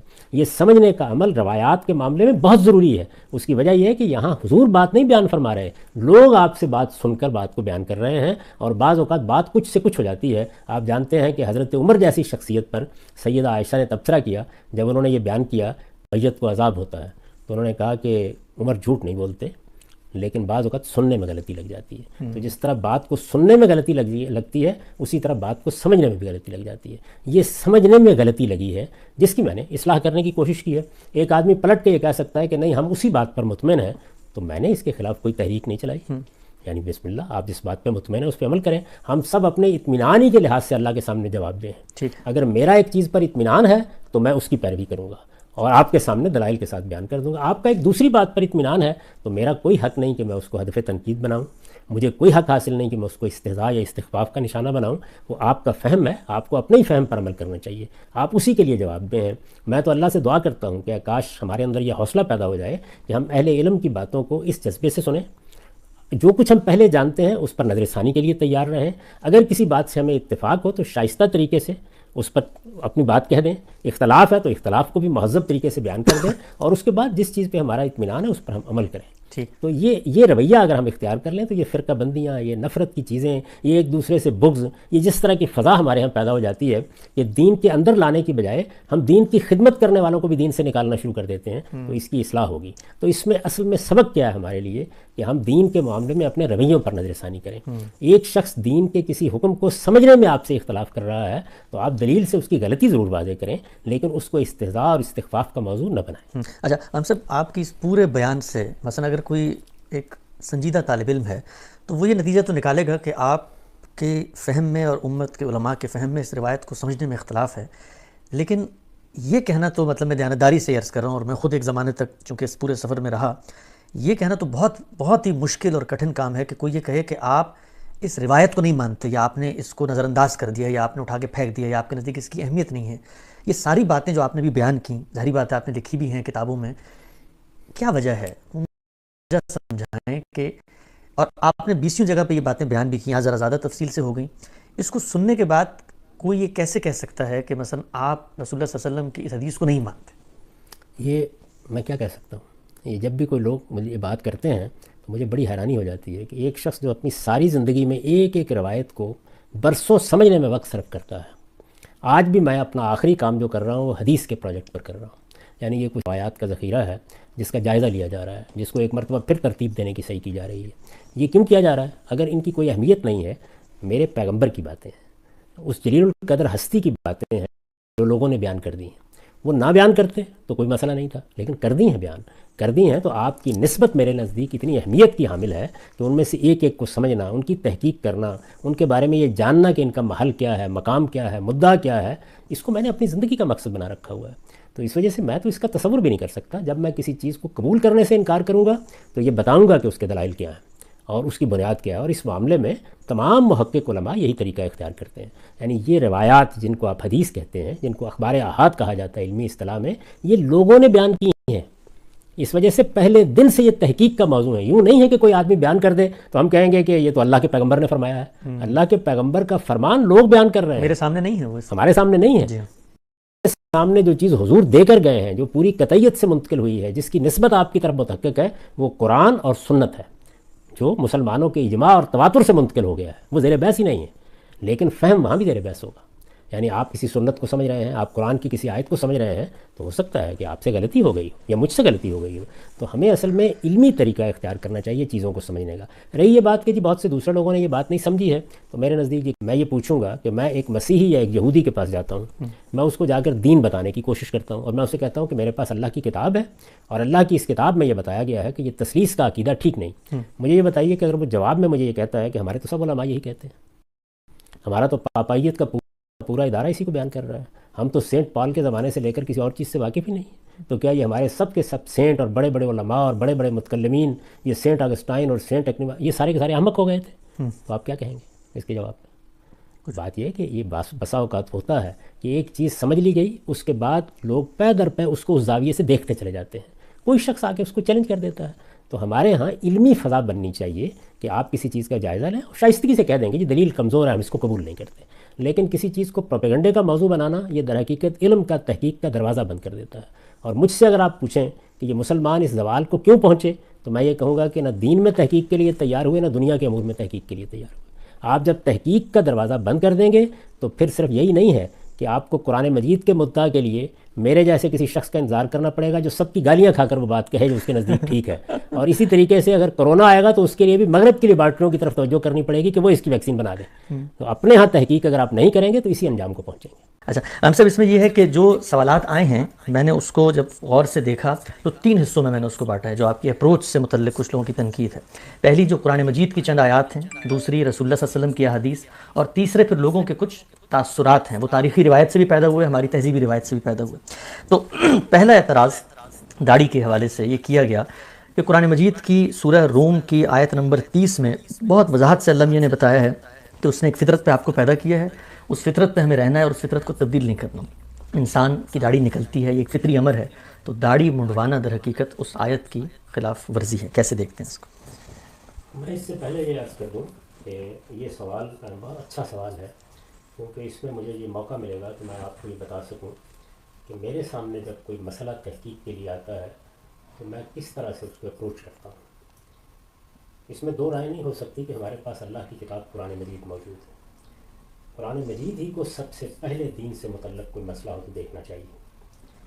آپ قرآن مجید کو اگر اس لحاظ سے دیکھیں کہ وہ نماز کے بارے میں ہدایت کرتا ہے، وہ حج کے بارے میں بتاتا ہے، وہ اخلاقی اصول بیان کرتا ہے، وہ بعض جرائم کی سزائیں بیان کرتا ہے، وہ جہاد کے احکام بیان کرتا ہے، تو کیا وہ متعین طور پر بھی گاڑی کے بارے میں کوئی بات کہتا ہے؟ تو آپ شروع سے لے کے آخر تک اس کو پڑھ جائیے، آپ کو اس میں کوئی ادنا چیز بھی ایسی نہیں ہے۔ یعنی جہاں وہ اخلاقی احکام بیان کر رہا ہے، مثلا سورہ بنی اسرائیل میں جہاں وہ ان چیزوں کو بیان کر رہا ہے کہ جو دین کی بنیاد قرار پا گئی ہیں، ان میں ایمانیات بھی ہے، ان میں اخلاقیات بھی ہیں، وہاں بھی اس کا کوئی ذکر نہیں ملے گا۔ وہ جب شریعت کی چیزوں کی تنقید کر رہا ہوتا ہے، مثلا طلاق کے احکام بیان کر رہا ہے یا اور دوسری چیزیں، تو وہاں بھی کوئی اس کا ذکر نہیں ہوگا۔ یہ قرآن مجید کی جو 2 آیات ہیں، یعنی ایک سورہ بقرہ میں اور دوسرے سورہ روم، روم، سورہ نساء میں اور سورہ روم۔ سورہ نساء میں اور سورہ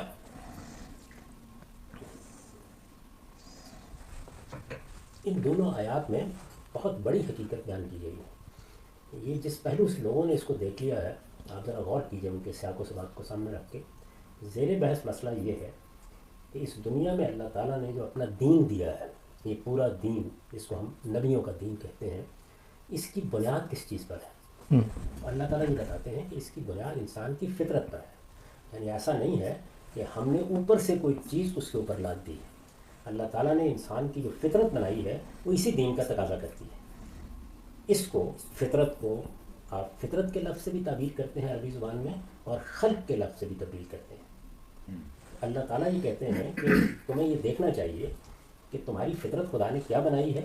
اگر تم اپنی فطرت پر ہو تو اصل کے لحاظ سے اپنے دین کے اوپر ہو، اور جو فطرت خدا نے بنائی ہے اگر اس کو تبدیل کرو گے، اس کو مس کرو گے، تو اس کا لازمی نتیجہ یہ نکلے گا کہ دین کی اساسات سے محروم ہو جاؤ گے۔ زیر بحث مضمون یہ ہے وہاں، یہ زیر بحث مضمون ٹھیک ہو گیا۔ اور یہ اس پہلو سے زیر بحث آ گیا ہے کہ جس وقت شیطان نے یہ چیلنج کیا کہ میں لوگوں کو گمراہ کروں گا، یعنی مکالمہ ہوا اللہ تعالیٰ کے اور شیطان کے مابین، وہ قرآن مجید میں کئی جگہوں پر بیان ہوا ہے کہ جب اس راندہ درگاہ ہو گیا، جب اس نے سجدہ کرنے سے انکار کر دیا، اللہ تعالیٰ کے سامنے اس نے استکبار اور تمرد اور سرکشی اختیار کی، تو اس موقع پر یہ کہا کہ میں کہاں سے حملہ آور ہوں گا؟ تو اس نے یہ بتایا کہ میں اصل میں وہیں سے حملہ آور ہوں گا جہاں سے لوگ اللہ کی بنائی ہوئی فطرت سے انحراف کے راستے کھولیں گے، اور یہ راستے میں بھی کھولوں گا۔ اب یہ سمجھنے کی ضرورت ہے کہ انسان کی وہ فطرت کیا ہے جس پر پورا کا پورا دین مبنی ہے۔ تو اگر آپ اس کے اندر اتر کر دیکھیں تو آپ کو یہ معلوم ہوگا کہ ہماری فطرت میں یہ چیز رکھی گئی ہے کہ اس کائنات کا ایک پروردگار ہونا چاہیے۔ اس کو قرآن مجید نے دوسری جگہ کھولا ہے، سورہ اعراف میں بتایا ہے کہ میں نے تو تم سے عہد لیا تھا، الست کا عہد، اور یہ الست کا عہد ہے کہ جس کی بنیاد پر میں قیامت میں تمہیں مواخذے کے لیے کھڑا کروں گا۔ میں پوچھوں گا اس موقع کے اوپر کہ میں نے تو تمہاری فطرت میں یہ چیز ڈال دی تھی۔ اسی طرح تمام اخلاقیات اللہ تعالیٰ نے انسان کی فطرت میں رکھی، یعنی ان کی بنیادیں اندر موجود ہیں، وہ ان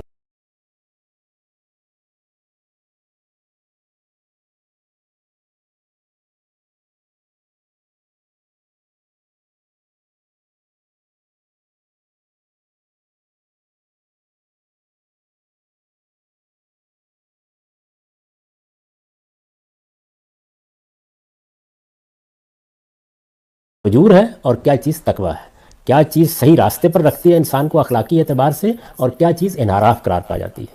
اب آپ اس زاویے کے ساتھ دین کے پورے کنٹینٹ اور مشمولات کا جائزہ لیں تو ایک طرف توحید، یہ فطرت کا تقاضا ہے، شرک یہ فطرت سے انحراف ہے، دوسری جانب تمام اخلاق کی تطہیر کی چیزیں، یعنی یہ بات کہ ہم فواحش سے اجتناب کریں، یہ بات کہ ہم کسی کی حق تلفی نہ کریں، یہ بات کہ ہم کسی کے خلاف زیادتی نہ کریں، یہ بات کہ ہم کسی کو اللہ تعالیٰ کے مقابل میں اس کا شریک نہ ٹھہرائیں، یہ بات کہ ہم اپنی طرف سے دین بنا کے پیش نہ کریں۔ تو اخلاقیات کی جتنی بنیادیں ہیں اگر آپ غور کر کے دیکھیں تو وہ سب کی سب ہماری فطرت پر مبنی ہیں، اور قرآن مجید نے اس کا اثبات بھی فطرت سے کیا ہے۔ یہ بتایا ہے کہ تم ذرا یہ دیکھو کہ یہ تو تم کہتے ہو نا کہ میں دوسروں کو کم تول کے دے دوں گا، کبھی خود بھی کم تلوانے کے لیے گئے ہو؟ یعنی تمہاری فطرت اس کو قبول کرتی ہے، تم چوری کر لیتے ہو، لیکن کیا کبھی ایسا بھی ہوا ہے کہ تم نے یہ خواہش کی ہو کہ کوئی میرے گھر میں آئے چوری کر لے؟ تم لوگوں کو مار دیتے ہو، قتل کرتے ہو، لیکن کبھی خواہش ہوئی دل میں پیدا کہ میرا گلا کاٹ دیا جائے؟ تو اس کا مطلب یہ ہے کہ تمہاری فطرت گواہی دیتی ہے کہ اخلاقی اصول کیا ہے۔ کھانے پینے کی طرف آئیے تو اللہ تعالیٰ نے وہاں طیبات اور خبائث کا فرق کیا، اور یہ بتایا کہ انسان اپنی فطرت سے جانتا ہے کہ کیا چیزیں طیب ہیں، کیا چیزیں خبیث ہیں۔ تو یہ وہ فطرت ہے جو اللہ تعالیٰ نے انسان کی بنائی ہے، یعنی انسان کو کیسے پیدا کیا ہے، کن چیزوں کا شعور دے کے پیدا کیا ہے، کیا اخلاقی اساسات اس کے اندر موجود ہیں۔ ان تمام چیزوں کو سامنے رکھ کر اللہ تعالیٰ یہ بیان کر رہے ہیں اس سورہ روم میں کہ انسان کو اس فطرت کو تبدیل نہیں کرنا چاہیے، لا تبدیل لخلق اللہ، یعنی یہ اللہ کی بنائی ہوئی فطرت ہے، اس کے اندر تبدیلی نہیں آنی چاہیے۔ اب ظاہر ہے کہ اس کے کچھ ضمنی اور طبعی مفہوم بھی ہیں، مثلا یہ کہ آپ کو اللہ تعالیٰ نے مرد بنایا ہے، آپ عورت بننے کی کوشش نہ کریں، آپ کو عورت بنایا ہے تو مرد بننے کی کوشش نہ کریں۔ اللہ تعالیٰ نے بہت سے جبلی تقاضوں کے لیے فطری راستے رکھے ہیں، تو آپ دوسرے انحرافات اختیار نہ کریں۔ تو یہ اس کا وسیع تر پہلو ہے۔ اچھا، اسی طرح سے جو اللہ تعالیٰ نے انسان کے اندر ضروریات کی طلب رکھی ہے، زینتوں کی طلب رکھی ہے، اس میں بھی دین کے احکام واضح کیے ہیں۔ یہ بتایا ہے کہ اس میں یہ مطالبہ نہیں ہے کہ تم ان سب چیزوں کو چھوڑ دو، بلکہ تم سے اعتدال کا تقاضا کیا گیا ہے۔ تو یہ اعتدال کیا ہے؟ یہ وہی فطرت ہے۔ جس وقت کوئی ایسا تصور آپ پیش کرتے ہیں کہ یہ مایا کا جال ہے، اس دنیا کو آپ چھوڑ دیجئے، اس سے زہد اختیار کریں، اس کو چھوڑ کر آپ جنگلوں میں چلے جائیں، رہبانیت اختیار کر لیں، تو یہ گویا فطرت سے انحراف۔ اللہ تعالیٰ نے جو نظم اس دنیا میں قائم کیا ہے، جس کے تحت وہ بچوں کو پیدا کرتا ہے، تو اس میں خاندان بنے گا، اس خاندان کے بندہ ان کی ضرورتوں کو کیا جائے گا، اس میں کچھ محرمات قائم کی جائیں گی۔ تو یہ کیا ہے؟ یہ وہ فطرت ہے۔ آپ اس کو چھوڑ کر یہ فیصلہ کر لیں کہ میں تو جنگل میں بیٹھوں گا اور وہاں جا کے مجرد زندگی بسر کروں گا، نہ میں بیوی گھر میں لاؤں گا، نہ میں گھر بساؤں گا، تو یہ گویا فطرت سے انحراف ہوگا۔ تو اللہ تعالیٰ نے جو انسان کی فطرت بنائی ہے، وہی اصل میں پورے دین کی بنیاد ہے۔ تو اس میں یہ بات بیان کی گئی ہے۔ اب اس کا اطلاق اس چیز کے اوپر کرنا کہ اللہ تعالیٰ نے مردوں کے چہرے پر بال اگائے ہیں، مردوں کے سر پر بھی بال اگائے ہیں، مونچھوں میں بھی بال اگائے ہیں، اللہ تعالیٰ نے بعض اور دوسری جگہوں پر بھی بال اگائے ہیں، تو آپ تطہیر کے تقاضوں سے، طہارت کے تقاضوں سے، صفائی کے تقاضوں سے، تزئین کے تقاضوں سے ان سب میں تصرفات کرتے ہیں۔ ایسا تو نہیں کیا گیا نا کہ اللہ تعالیٰ نے بال اگا دیے تو اب سر کے بالوں کو کینچی نہیں لگائی جائے گی، یہ تو نہیں کرتے۔ تو اس کا مطلب یہ ہے کہ یہ بات غلط سمجھی جا رہی ہے، یعنی جو اللہ تعالیٰ کی بات ہے وہ بڑی غیر معمولی بات ہے، بڑی گہری بات ہے، اس میں دین کے پورے فلسفے کو بیان کر دیا گیا ہے، اس کو سامنے رکھنا چاہیے۔ تو میں آپ کے سامنے وہ آیات رکھ دیتا ہوں، پھر آپ یہ دیکھیے اس میں کس طریقے سے بات اللہ تعالیٰ نے بیان فرمائی۔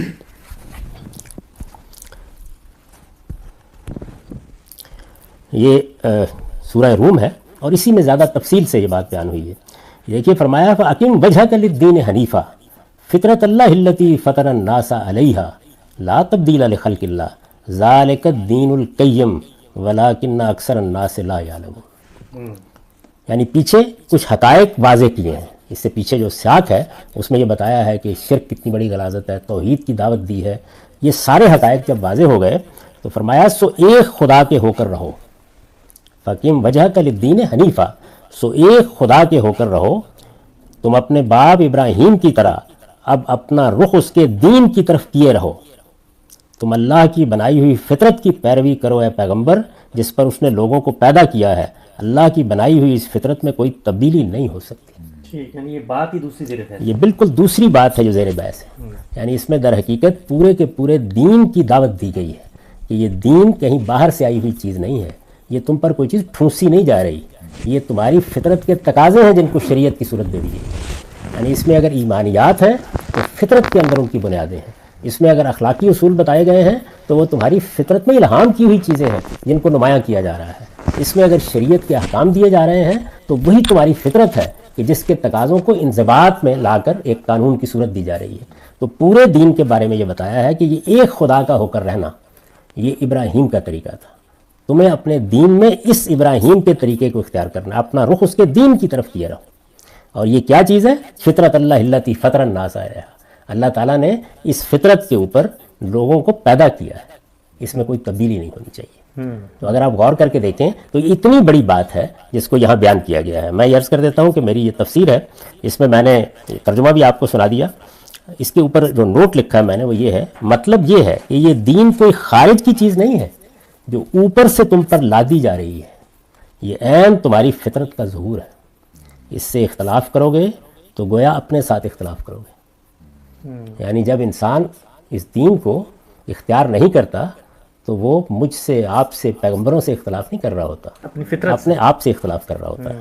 مطلب یہ ہے کہ یہ دین کوئی خارج کی چیز نہیں ہے جو اوپر سے تم پر لادی جا رہی ہے، یہ عین تمہاری فطرت کا ظہور ہے۔ اس سے اختلاف کرو گے تو گویا اپنے ساتھ اختلاف کرو گے اور اپنے ہی باطن میں چھپے ہوئے خزانے سے اپنے آپ کو محروم کر لو گے۔ یعنی اگر یہ دین کہتا ہے کہ طیبات کو کھاؤ اور خبائث سے اجتناب کرو، تو تمہاری فطرت تمہیں بتاتی ہے کہ کیا چیز طیب ہے اور کیا خبیث ہے کھانے کے لیے۔ جہاں غلطی کرتے ہو اللہ کے پیغمبر آ کے متنبہ کر دیتے ہیں، تمہارا ہاتھ پکڑ کے تمہیں سیدھے راستے پر چلا دیتے ہیں۔ تمہاری فطرت بتا رہی ہوتی ہے کہ ایک ہی پروردگار کو ماننا چاہیے، وہی اس کائنات کا خالق ہے، وہی بادشاہ ہے، اس کے ساتھ کوئی اور شریک نہیں ہے۔ جب تم توہمات میں پڑھ کر شرک اختیار کرتے ہو تو پیغمبر آ کے بتاتے ہیں کہ تم اپنی فطرت سے اختلاف کر رہے ہیں۔ تمہاری فطرت میں شرک کے لیے کوئی استدلال نہیں رکھا گیا، فطرت تو توحید ہی کی گواہی دیتی ہے۔ اسی طرح سے تمہیں جب تطہیر اخلاق کی چیزیں بتائی جاتی ہیں یا ان کی بنیاد پر کوئی قانون سکھایا جاتا ہے تو اصل میں تمہاری فطرت کے اندر جو اللہ کا الہام ہے یہ اسی کا ظہور ہے۔ تو کس چیز سے اختلاف کرتے ہو؟ اس پر میرے جلیل القدر استاذ امام امین احسن اصلاحی نے اپنی تفسیر میں جو نوٹ لکھا ہے اس کو بھی میں نے یہاں نقل کیا ہے، آپ وہ بھی سن لیجئے۔ اس سے واضح ہوا کہ جو فلسفی یہ کہتے ہیں کہ انسان اپنی فطرت کے اعتبار سے ایک صفحہ سادہ اور تمام تر اپنے ماحول کی پیداوار اور عرف و عادت کی مخلوق ہے، یعنی جو فلسفی یہ کہتے ہیں کہ انسان تو بس ایک یوں سمجھ لیجئے کہ سادہ لوح کے طریقے پر پیدا ہوتا ہے، ایسے ہی اس کو پیدا کیا، یعنی مادے کے تعامل نے ایسے ہی اس کو وجود بخشا ہے، وہ ایک ٹیبولا راسا ہے، یعنی ایک سادہ لوح ہے، اور تمام تر اپنے ماحول کی پیداوار اور عرف و عادت کی مخلوق ہے۔ ان کا خیال بالکل غلط ہے۔ انسان کو اللہ تعالیٰ نے بہترین ساخت اور بہترین فطرت پر پیدا کیا ہے، اس کو خیر و شر اور حق و باطل کی معرفت عطا فرمائی ہے، یعنی یہ لے کے آیا ہے انسان، اور نیکی کو اختیار کرنے اور بدی سے بچنے کا جذبہ بھی اس کے اندر ودیت فرمایا ہے، لیکن اس کی یہ فطرت حیوانات کی جبلت کی طرح نہیں ہے کہ وہ اس سے انحراف نہ اختیار کر سکے، یعنی ایسا نہیں ہے کہ وہ ایک روبوٹ کی طرف پابند ہے، نہیں، اس کو ارادہ اختیار بھی دیا گیا ہے۔ تو جس طرح وہ اپنے ارادے اختیار کو باہر کی چیزوں سے متعلق استعمال کرتا ہے، پہاڑ کو کھود ڈالتا ہے، آسمان پر جانے کی تیاریاں کرتا ہے، اسی طرح اپنے فطرت سے بھی انحراف کرتا ہے، بلکہ وہ اپنے اندر اختیار بھی رکھتا ہے۔ اس وجہ سے بسا اوقات وہ اس دنیا کی محبت اور اپنی خواہشوں کی پیروی میں اس طرح اندھا ہو جاتا ہے کہ حق و باطل کا شعور رکھتے ہوئے نہ صرف یہ کہ باطل کی پیروی کرتا ہے بلکہ باطل کی حمایت میں فلسفے بھی ایجاد کر ڈالتا ہے۔ تو یہ وہ انحراف ہے۔ انبیاء علیہ السلام اسی فطرت کی تفصیل کرتے ہیں اور اس کے تمام مقتضیات و لوازم کو انسان کے لیے واضح کر دیتے ہیں۔ یعنی پیغمبر کس لیے آتے ہیں؟ یہ جو آپ کی فطرت ہے آپ کے اندر، یعنی جس میں توحید کا شعور ہے، جس میں اخلاق کی بنیادیں واضح کی گئی ہیں، جس میں طیبات و خبائث کی تمیز دی گئی ہے، وہ اسی فطرت کو اٹھاتے ہیں اور اس فطرت کو اٹھا کے اس کے اندر مزید پاکیزگی پیدا کرتے ہیں، اس کا رخ درست کرتے ہیں، اور پھر تمام چیزوں کے بارے میں جہاں غلط فہمی کا امکان ہے اس سے اس کو نکال دیتے ہیں۔ یہ کیا ہے؟ ذالک الدین القیم، یہی سیدھا دین ہے۔ اس میں آگے دیکھیے اللہ تعالیٰ نے کیا فرمایا ہے، وَلَٰكِنَّ أَكْثَرَ النَّاسِ لَا يَعْلَمُونَ، لیکن اکثر لوگ جانتے نہیں۔ یعنی دین کیا ہے؟ سیدھا دین یہ ہے، اپنے انحرافات، اپنے تعصبات، اپنے توہمات، اپنے مذمومات آپ پیدا کر لیں اور اس سے نئے نئے عقائد اور نئے نئے احکام بنا لیں، تو یہ اللہ کے دین سے انحراف ہے۔ تو یہ چیز ہے، قرآن نے ذکر اور ذکرہ کا لفظ اسی پہلو سے اپنے لیے استعمال کیا ہے۔ یعنی قرآن مجید اس لیے کہتا ہے میں ذکر ہوں، میں ذکرہ ہوں، میں اس فطرت کی یاد دہانی کے لیے آیا ہوں، میں کوئی نئی چیز لے کے نہیں آیا۔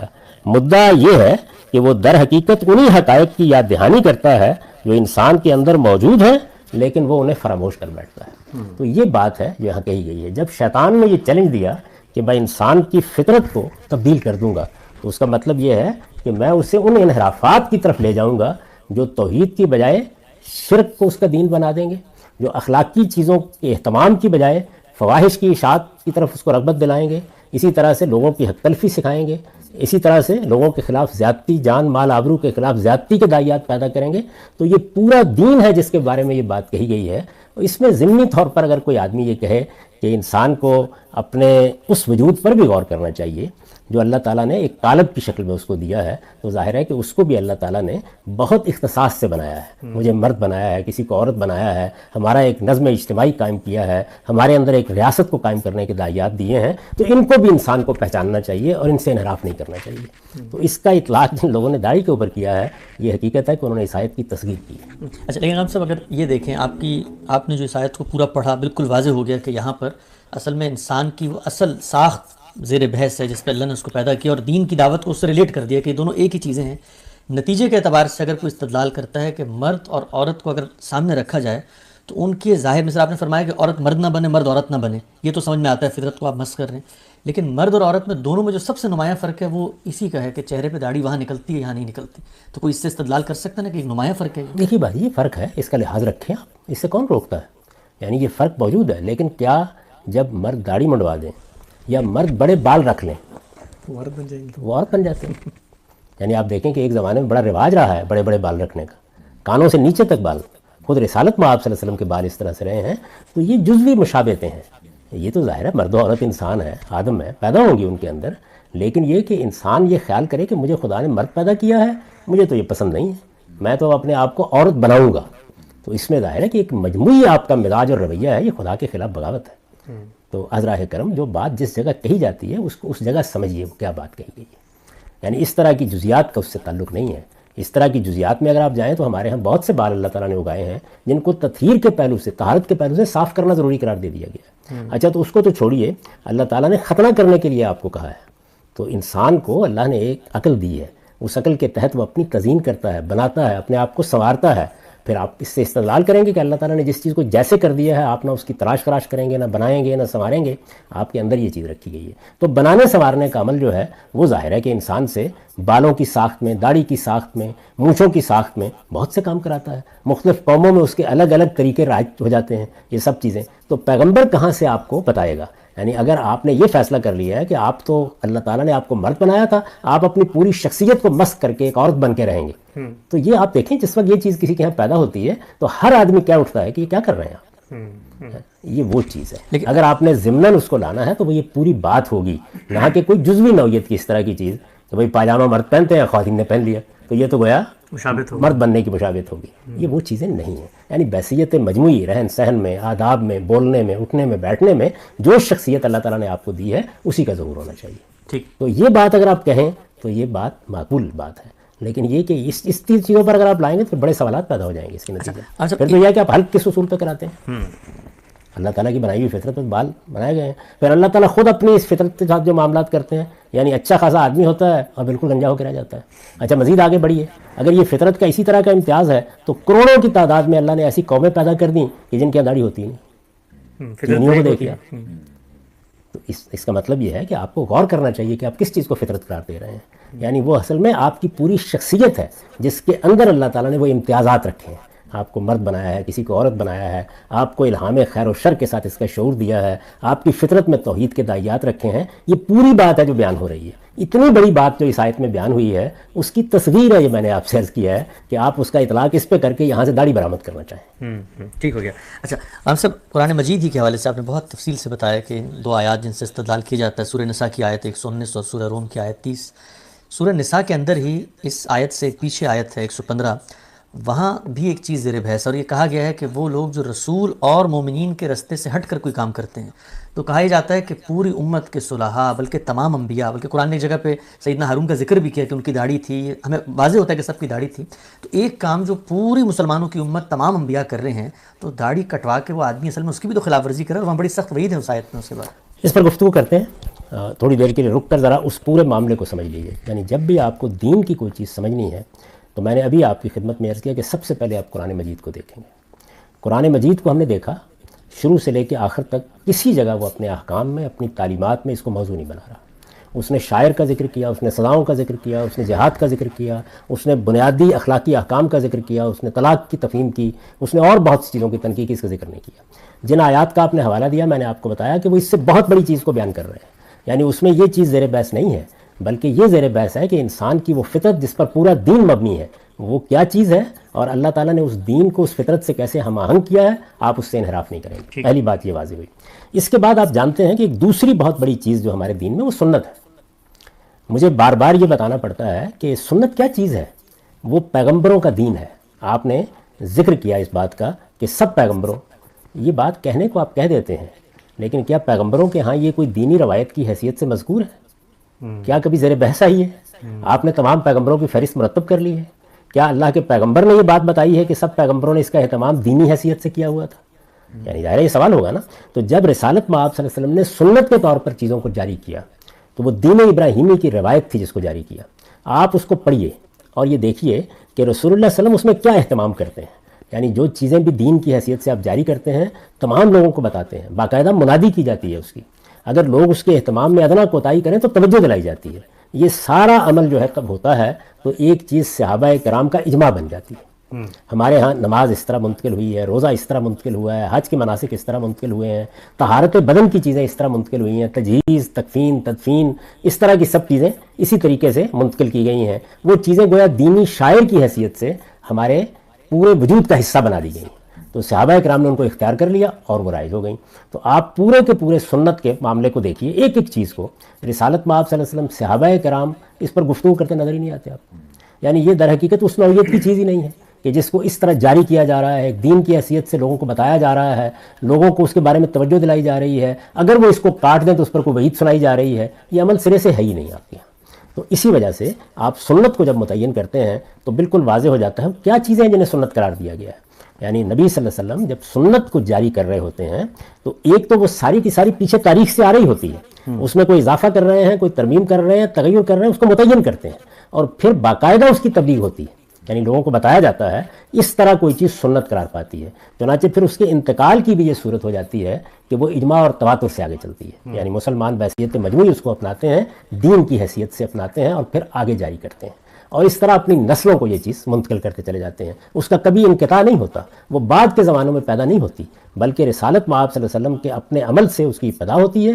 صحابہ کرام اپنے اجماع و تواتر سے اسے آگے منتقل کرتے ہیں اور پھر نسلاً بعد نسلاً وہ اسی حیثیت سے اختیار کر لی جاتی ہے. یہ دین کے طور پر سنت کے جو احکام ہیں ان کے منتقل ہونے کا طریقہ ہے. میں نے ان کی پوری فہرست بنا دی ہے اپنی کتاب میزان کے شروع میں، اور یہ بتا دیا کہ یہ چیزیں ہیں جن کو رسالت مآب صلی اللہ علیہ وسلم نے سنت کی حیثیت سے جاری کیا ہے.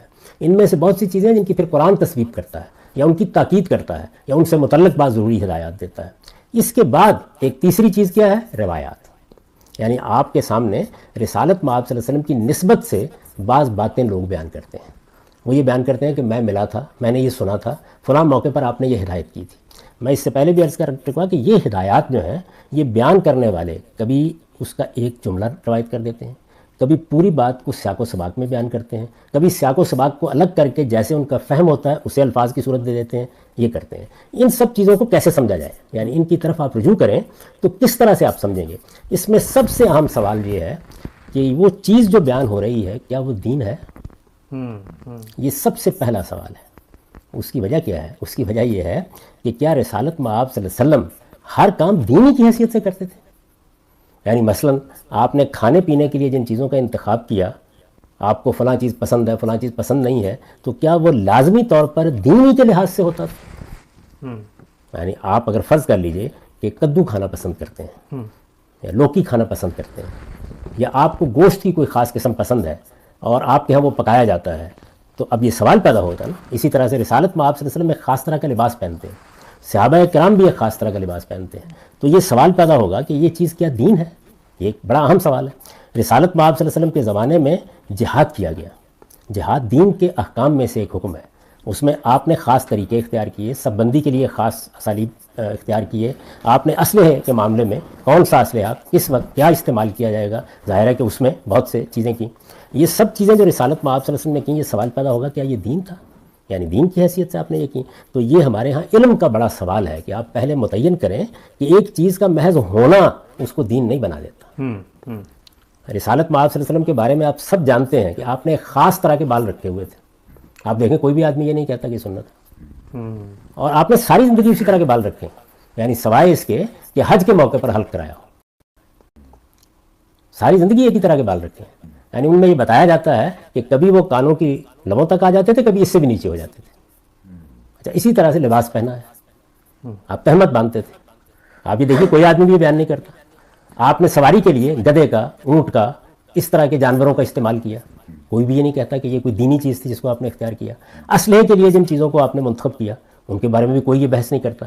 تو اس کا مطلب یہ ہے کہ رسالت مآب صلی اللہ علیہ وسلم کی جو پوری کی پوری زندگی ہے یا پیغمبروں کی پوری زندگی ہے، اس کو لازماً آپ کو اس اعتبار سے دیکھنا پڑے گا کہ وہ کیا چیز دین کی حیثیت سے کر رہے ہیں اور کیا دین کی حیثیت سے نہیں کر رہے. چنانچہ یہ معاملہ خود حضور کے زمانے میں بھی بارہا زیر بحث آ گیا. یعنی ایسا ہوا کہ آپ نے کوئی بات کہی اور لوگوں نے یہ خیال کیا کہ یہ کوئی پیغمبرانہ حیثیت سے کہی گئی بات ہے، یہ کوئی دین کا حکم ہے جو آپ نے بیان کر دیا. تو وہ بڑا مشہور واقعہ ہے جو حدیث کی کتابوں میں بیان ہوا ہے کہ رسالت مآب صلی اللہ علیہ وسلم نے کسی موقع پر یہ تبصرہ کر دیا کہ یہ تو اپنے کھجور کے درختوں میں تعبیر کرتے ہو، پیمن لگاتے ہو. یہ کیوں لگاتے ہو؟ اس لیے کہ آپ تو مکے کے رہنے والے تھے، وہاں زیادہ تر کھیتی باڑی نہیں تھی.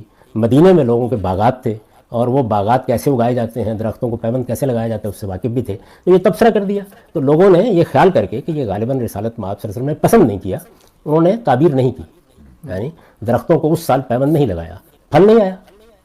تو جب آپ کی خدمت میں یہ بات عرض کی گئی اور یہ کہا گیا کہ ہم نے تو یہ کیا تھا اور آپ کی بات کو جو سمجھا تھا، تو بہت تنبیہ کے انداز میں آپ نے فرمایا کہ یہ چیزیں وہ ہیں جن کا تعلق تم سے ہے، یہ دنیا کے علوم ہیں. میں تمہیں یہ بتانے سکھانے نہیں آیا، میں تمہیں دین بتانے کے لیے آیا ہوں. جب میں دین کی کوئی بات کروں تو اس کی پیروی تم پر لازم ہے. اس طرح کی چیزوں کے بارے میں آپ دیکھیے کیا جملہ کہا ہے، انتم عالم بامور دنیا کو، تم اپنے دنیوی امور کو مجھ سے بہتر جانتے ہو.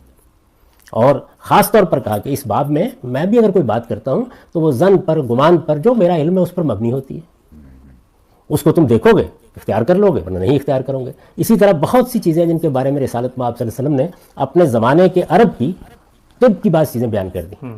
یعنی یہ چیز کھا لو گے اس سے یہ فائدہ ہوگا. ہمارے ہم بھی ہمارے بزرگ بیان کرتے ہیں. آپ کو معلوم ہے کہ جس طریقے سے اب طب ایک باقاعدہ علم بن گئی ہے، اس وقت اس طرح نہیں تھی. یعنی لوگ اسی طرح کے مجربات بیان کرتے تھے. بڑے لوگ، بزرگ لوگ، آپ کی مائیں، آپ کی نانیاں، دادیاں، سب کے ہاتھ میں ایسے ہی کرتی تھیں. یعنی وہ بیان کر دیتی تھیں کہ یہ فلاں چیز کھاؤ تو اس سے یہ فائدہ ہو جائے گا، اس میں تو بہت مفید ہے. لوگ یہی بیان کرتے آئے ہیں، تو حضور صلی اللہ علیہ وسلم نے بھی ان کو بیان کیا. سیدہ عائشہ بیان کرتی ہیں کہ جب آخری زمانے میں رسالت میں آپ صلی اللہ علیہ وسلم کی طبیعت ٹھیک نہیں تھی، ناساز تھی، تو اس وقت بہت لوگ آتے تھے اور آ کے نسخے بتاتے تھے، تو میں بنا بنا کے آپ کو کھلاتی رہتی تھی. تو اس طرح کی بہت سی چیزیں ہیں. ظاہر ہے کہ ان کا دین سے کوئی تعلق نہیں ہے. تو یہ بات واضح کی اللہ کے پیغمبر نے کہ دین کیا ہے. یعنی یہ جو ابھی فرما رہے تھے کہ پیغمبر یہ کام کرتے رہے، پیغمبر دین کی حیثیت سے کرتے رہے، یہ سوال پیدا ہوگا نا. یعنی وہ تہمت باندھتے رہے تو دین کی حیثیت سے باندھتے رہے، گدھے پر سوار ہوتے رہے تو دین کی حیثیت سے سوار ہوتے رہے، تلوار پکڑ کے جہاد کرتے رہے تو جو ہے تلوار پکڑ کر جہاد کرنا دین ہو گیا. یہ سوال پیدا ہوگا نا. اس سوال کو سامنے رکھ کر ظاہر ہے کہ ایک بہت بڑی چیز یہ سامنے آتی ہے کہ ہم متعین کریں کہ دین کیا ہوتا ہے. تو آپ جب دین کے پورے کانٹینٹ کا جائزہ لیتے ہیں اور اس کا استقراء کرتے ہیں تو معلوم ہوتا ہے کہ دین 4 چیزوں کا نام ہے. پورے دین کو آپ جب دیکھتے ہیں، پہلی چیز کیا ہے؟ عبادات. دوسری چیز کیا ہے؟ بدن کی طہارت کے آداب. اس میں ظاہر ہے کہ ایک تو عمومی طہارت ہے، وہ بھی ہمارے دین کا حصہ ہے، لیکن اس سے آگے بڑھ کر خدا کی بارگاہ میں حاضری کے لیے طہارت کا کیا اہتمام ہونا چاہیے. اس کے بعد تیسری چیز کیا ہے؟ آپ کے خور و نوش کی طہارت. یعنی کھانے اور پینے میں اس فرق کو ملحوظ رکھنا کہ ہم طیبات کھائیں گے، خبائث سے اجتناب کریں گے. اور چوتھی اور آخری چیز کیا ہے؟ اخلاق کی طہارت. یہ 4 چیزیں ہیں. آپ اگر غور کریں تو اس میں ایک لفظ جو بولا جا رہا ہے طہارت، اس کو اللہ تعالیٰ نے خود بیان فرمایا کہ میرے دین کا مقصد کیا ہے؟ تزکیہ. تزکیہ کیا ہے؟ طہارت، پاکیزگی. عربی زبان میں تزکیہ کا مطلب یہ ہے کہ آپ پاکیزگی پیدا کریں اور پاکیزگی کو بڑھائیں. اس لفظ میں یہ دونوں چیزیں موجود ہیں. تو عبادات سے ہم اس پاکیزگی کو بڑھاتے ہیں جو ہمارے پورے وجود کا گویا حصہ ہے، یا پورا وجود اصل میں اس پاکیزگی کو ہدف بنا کے تشکیل دیا گیا ہے. اور جن چیزوں سے یہ پاکیزگی متاثر ہوتی ہے ان کو ہم چھوڑتے ہیں. تو پورے دین کی تعلیم کی اساس یہی ہے. ان کو سامنے رکھ کر آپ جب غور کرتے ہیں تو یہ چیزیں دین ہیں. چنانچہ لوگوں کو تعجب ہوتا ہے نا کہ میں نے مونچھیں پست رکھنے کو تو سنن کی فہرست میں شامل کر دیا، اس لیے کہ وہ دین ہے، اس میں طہارت مقصود ہے. یعنی آپ اپنے چہرے کے اوپر اگر اس طریقے سے مونچھوں کو چھوڑ دیتے ہیں تو اس سے وہ کھانے پینے کی پاکیزگی مجروح ہوتی ہے، اور پھر جو آپ کی حیت بنتی ہے وہ متکبرانہ بنتی ہے.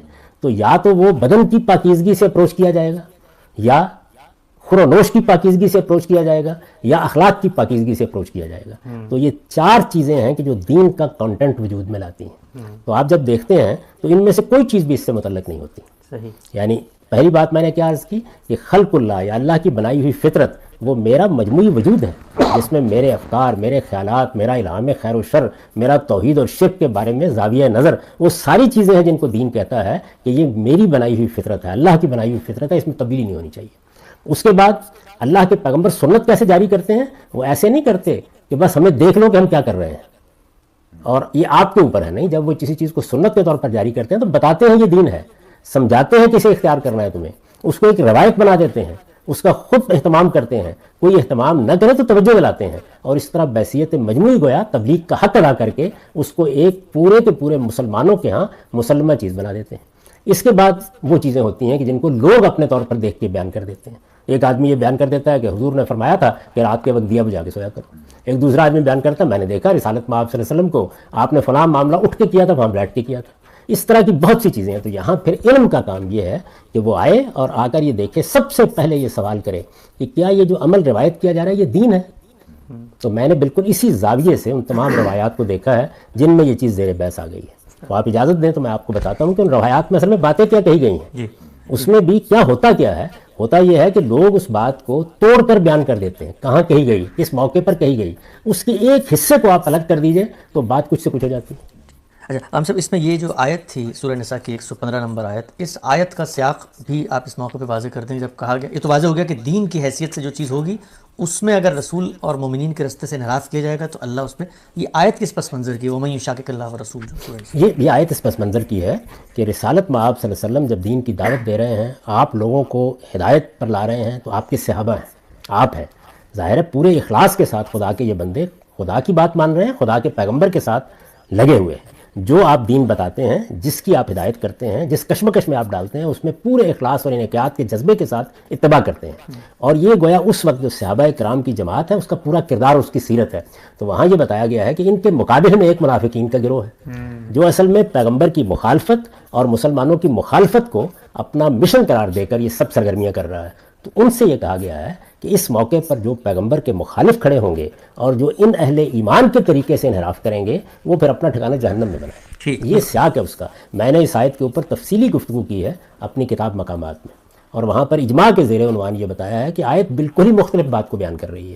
وہ یہ نہیں بیان کر رہی کہ مسلمان اگر کوئی رائے قائم کر لیں یا کسی نقطہ نظر کو اختیار کر لیں تو اس سے انحراف، یہ کوئی دین سے انحراف ہو جاتا ہے. اس میں غلطی بھی ہو سکتی ہے، اس میں صحت بھی ہو سکتی ہے، اس کا جائزہ لیا جائے گا. اہل ایمان میں صحابہ کرام واضح رہے، ان کا رویہ کیا ہے؟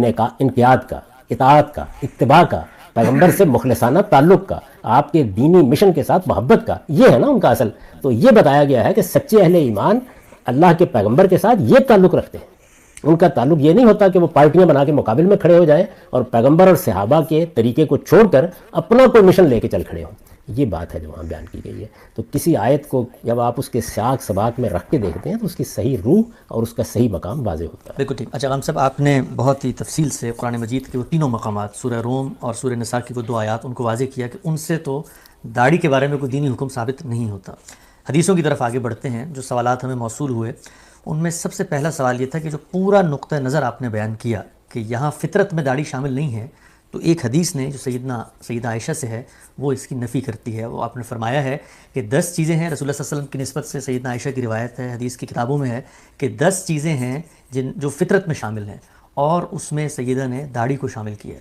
تو آپ کا پورا نقطہ نظر ایک طرف، اور سیدہ خود رسول اللہ سے سن کے ایک بات کہہ رہی ہیں، تو پھر قرآن کی وہ تعویل کیوں نہ ہو جو رسول اللہ خود بتا رہے ہیں؟ وہی میں گزارش کر رہا تھا آپ سے کہ جس وقت لوگ بات بیان کرتے ہیں تو وہ بات بیان کر دیں گے. اب ہمارے سامنے وہ آئے گی تو سب سے پہلے تو جائزہ لیں گے نا. ہماری پوری مسلمان امت کے علم کی روایت یہ ہے کہ آپ یہ دیکھتے ہیں سب سے پہلے کہ جو بات بیان کی جا رہی ہے کون بیان کر رہا ہے، کس طرح بیان کر رہا ہے. تو یہ جو روایت ہے نہ صرف یہ کہ سند کے اعتبار سے یہ کمزور ہے، بلکہ بہت بڑی بات یہ ہے کہ اس میں راوی خود اضطراب میں مبتلا ہو گیا ہے. یہ ایک مضطرب روایت ہے، یعنی وہ باتیں بیان کرتے کرتے بھول گیا ہے، اور اس نے کہا ہے کہ 10ویں بات میں بھول گیا ہوں، پھر کہتا ہے کہ غالباً وہ مزمزہ ہوگا. اچھا دلچسپ بات یہ ہے کہ اس 10ویں کو آپ شامل کر دیں تو ایک بہت بڑی بات نکل جاتی ہے جس کو خود رسالت میں آپ صلی اللہ علیہ وسلم نے صحیح 3 روایتوں میں بیان کیا، وہ ختمہ ہے. جی اچھا. تو اس لحاظ سے بالکل واضح ہو جاتا ہے یہ کہ یہاں پر راوی وہ چیزیں بھول گیا ہے جو بیان کی گئی ہیں، اور پھر اس کے بعد اس نے اپنی یادداشت سے چیزیں بیان کی ہیں، کچھ کو نکال دیا ہے، کچھ کو ڈال دیا ہے. اچھا، اور جو باقی ساری چیزیں زیر بحث ہیں وہ تو تطہیر کے حوالے سے، مونچھیں پست رکھنا یا ختنے کو اگر شامل کر لیں تو داڑھی وہاں آ کر وہ جو داخلی مضمون ہے ظاہر کچھ بجوڑ ہو گئی ہے نا. تو اس میں اصل روایت جو ہے وہ ہے 5 من الفطرہ، جس میں یہ بیان کیا گیا ہے، اور اس کو آپ دیکھیے اس میں ایک ایک چیز جو ہے وہ دین کے اسی فریم کے اندر بالکل ٹھیک بیٹھتی ہے. تو روایتوں کا تجزیہ ایسے نہیں کیا جاتا، یعنی یہ دیکھا جاتا ہے کہ بات کیسے بیان ہوئی ہے، کیا بالکل ٹھیک طرح سے بیان ہو گئی ہے. آپ جانتے ہیں کہ 3 چیزیں لازماً دیکھی جاتی ہیں، یعنی راوی کے لحاظ سے کیریکٹر کیا ہے، حفظ و اتقان کی کیا نوعیت ہے، بات سمجھ کے بیان کی ہے، یاد بھی رہی تھی یا نہیں رہی تھی. تو آپ اس روایت کو اگر دیکھیں تو بالکل صاف واضح ہو جاتا ہے کہ جو وہ 10ویں چیز بھولا ہوا ہے وہ پھر ٹھیک ہے، اور وہ 10ویں چیز اگر مزمزہ ہے تو پھر خطرہ کہاں گیا. تو آپ نے کیا چیز ڈالی، کیا نکالی، تو وہ ایک بالکل مضطرب روایت ہے جس سے استدلال نہیں کرنا چاہیے. اچھا اگرچہ وہ ایسے ہوتی تو میں سمجھا دیتا کہ اس میں بھی کیا بات بیان کی گئی ہے. تو اصل بات جو بیان کرنا پیش نظر ہے وہ یہ ہے کہ آپ جس وقت روایات کے ذخیرے پر نگاہ ڈالتے ہیں تو پہلے یہ دیکھ لیجئے کہ آپ کس چیز کا اس بات کرنے جا رہے ہیں. یعنی آپ کو سب سے بڑا فیصلہ جو کرنا ہے پہلے وہ یہ چیز ہے کہ وہ دین ہے کہ نہیں ہے. یعنی راوی حضرات بہت سی چیزیں بیان کر دیں گے کیونکہ ان کا کام تو تاریخ کا ریکارڈ پیش کرنا ہے. وہ یہ بتائیں گے کہ رسالت میں آپ صلی اللہ علیہ وسلم گدھے پر سوار تھے، آپ وہاں آ رہے تھے، آپ نے فلاں خاتون سے یہ کہا کہ اپنا سامان اوپر رکھ دو، نیچے رکھ دو، فلاں آدمی کو آپ نے ایک اونٹ دے دیا، فلاں کے ساتھ یہ معاملہ کیا. یہ جتنی چیزیں ہیں ان میں ہر چیز کا الگ الگ جائزہ لے کے دیکھا جائے گا کہ ان میں دین کی کون سی بات ہے. ٹھیک. اور پھر دین کے وہ جو فریم میں نے آپ سے عرض کیا ہے کہ یہ دیکھا جائے گا عبادات کی نوعیت کی چیز ہے، طہارت بدن کی نوعیت کی چیز ہے، طہارت اخلاق کی نوعیت کی چیز ہے، یا یہ خرونوش سے متعلق پاکیزگی بتا رہی ہے. یہ ساری چیزیں سامنے رکھ کر وہ ہدف ہے جو بتا دیا نا، ایک کسوٹی آپ کو دے دی کہ دین کا مقصد تزکیہ ہے، وہی چیزیں دین قرار پائیں گی جن کا آپ اس کے اس ہدف یا اس نصب العین یا اس مقصد کے ساتھ تعلق واضح کر سکیں گے. آپ کو بتانا پڑے گا کہ یہ چیز ہے جو اس طریقے سے تزکیہ کرتی ہے. تو میں نے عرض کر دیا کہ ایک چیز جو ہے وہ ایسی ہے کہ جس کو آپ بتا دیتے ہیں کہ یہ بدن کی طہارت کے لیے ہے، یہ بتا دیتے ہیں یہ اخلاق کی طہارت کے لیے ہے، یہ بتا دیتے ہیں خورونوش کی طہارت کے ذیل میں ہے، وہ فوراً دین کے فریم میں آ جاتی ہے. اگر ایسا نہیں ہے تو پھر بات کو سمجھا جائے گا کہ کہیں بیان کرنے والوں نے غلطی تو نہیں کر دی، یا انہوں نے اسٹریس تو تبدیل نہیں کر دیا، یا موقع بالکل اور تھا تو بات کسی اور زاویے سے تو نہیں ہمارے سامنے آ گئی. تو یہ دیکھا جائے. ٹھیک ہے شاہان صاحب، یہ آپ نے بڑی دلچسپ بات بتائی کہ یہ روایت ایک ضعیف روایت ہے سندن، اور پھر راوی اس میں آخر میں خود کہہ رہا ہے کہ میں بھول گیا ہوں کہ وہ 10ویں چیز کیا تھی. اچھا، اس کے برخلاف ہم سب ہمارے سامنے بہت سوالات اس حوالے سے بھی آئے ہیں کہ داڑھی کے بارے میں کوئی ایک حدیث نہیں ہے، بہت زیادہ احادیث ہیں. بعض میں یہ کہا گیا ہے کہ داڑھی رکھو، مونچھیں کٹاؤ اور مشرکین کی مخالفت کرو، بعض میں اس چیز کا بھی ذکر نہیں ہے، اور بعض میں یہ بھی کہا گیا کہ کفار کی مشابہت اختیار نہ کرو، تم داڑھی بڑھاؤ وہ داڑھی کٹواتے ہیں. تو آپ نے جو پچھلی نشست میں ایک مفصل نقطہ نظر بتایا تھا کہ بھئی داڑھی کی روایت میں یہ زیر بحث ہے، تو یہ باقی روایتیں بھی آپ کی نظر سے گزری ہیں جن میں اور حقیقتیں لوگ کہتے ہیں بیان ہوئی؟ یہ ساری روایتیں جو ہیں ان پر میں نے کام کیا ہے، اور آپ کو علم ہے کہ یہ شائع ہو چکا ہے.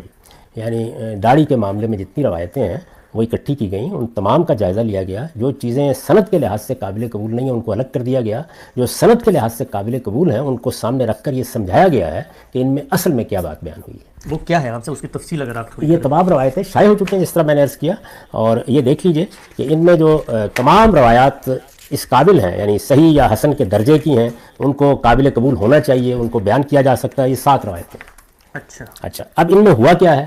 ہوا یہ ہے کہ بعض موقعوں کے اوپر لوگوں نے پوری بات بیان کرنے کی بجائے صرف یہ جملہ بیان کر دیا کہ رسالت میں آپ صلی اللہ علیہ وسلم نے فرمایا کہ آف الشوارب و آف اللحا، یعنی تم مونچھوں کو خوب تراش کر رکھو اور داڑھیوں کو بڑھنے کے لیے چھوڑ دو. صرف یہی بات کہی، اتنی بات بیان ہو گئی. اب آپ یہ دیکھیے کہ یہ بات جس وقت آپ تمام روایات کو جمع کریں گے تو یہ کیسے کھلتی چلی جائے گی، کس موقع کے اوپر کہی گئی. اچھا، یعنی یہ معلوم ہو جائے گا. اس سے یہ تنبہ حاصل کرنا چاہیے کہ جب لوگ کوئی بات سن کے بیان کرتے ہیں تو وہ اپنے ذوق اور فہم کے لحاظ سے بعض اوقات سیاق سباق پس منظر کس ذیل میں بات کہی گئی وہ بیان نہیں کرتے. جب وہ بیان نہیں کرتے تو یہ آپ کا کام ہے کہ آپ اس کو دیکھیں. ابھی میں نے اس جانب توجہ دلائی نا کہ جب آپ کے سامنے کوئی چیز آئے تو یہ کافی نہیں ہوتا کہ لوگوں نے کیسے اس کو سمجھا ہے. اللہ تعالیٰ نے آپ کو بصیرت دی ہے، علم دیا ہے، آپ بھی دیکھیں. اب آپ اندازہ کریں کہ 1200 سال تک ہماری مسلمان امت کے علماء یہ بیان کرتے رہے ہیں کہ اللہ کے رسول نے یہ فرمایا تھا کہ آپ کو جب کبھی اپنا حکمران مقرر کرنا ہو تو قریشی ڈھونڈ کے لائیں گے. بیان کرتے رہے نا، اس پر اجماع بیان کیا جاتا ہے. لیکن اب آپ دیکھیں گے کہ کیا واقعی اللہ کے پیغمبر نے ہمیں اسی کا پابند کیا تھا؟ کیا فی الواقع قریشی قوم کی برتری قیامت تک کے لیے قائم کی گئی ہے؟ حدیث میں تو آ گیا نا لائمت من قریش. تو جب آپ ان تمام روایات کو سامنے رکھ کے دیکھتے ہیں تو معلوم ہوتا ہے کہ اس کا کسی ابدی حکم سے تعلق ہی نہیں تھا. یہ تو رسالت مآب صلی اللہ علیہ وسلم نے اپنے بعد کی صورتحال کے بارے میں ایک فیصلہ کیا تھا. یعنی اس کی نوعیت بالکل وہی تھی کہ میں آج پاکستان میں بیٹھے ہوئے یہ کہوں کہ بھائی یہاں تو دیکھیے 3 بڑی پارٹیاں ہیں، تو آپ ان میں سے مسلم لیگ کو یا پیپلز پارٹی کو یا تحریک انصاف کو اس اصول پر اقتدار دیں. مثال کے طور پر میں یہ کہتا ہوں تو آپ اس کو ایک ابدی حکم بنا دیں کہ اب یہی فیصلہ ہے قیامت تک یہی رہے گا. نہیں، اس وقت کی صورتحال میں کس کو اکثریت حاصل ہے، کس کی تائید حاصل ہے؟ تو موجودہ زمانے میں اہل علم نے یہ غلطی واضح کی. آپ یہ دیکھیے کہ استاد امام امین حسن اصلاحی نے اپنی کتاب اسلامی ریاست میں اس کو واضح کیا.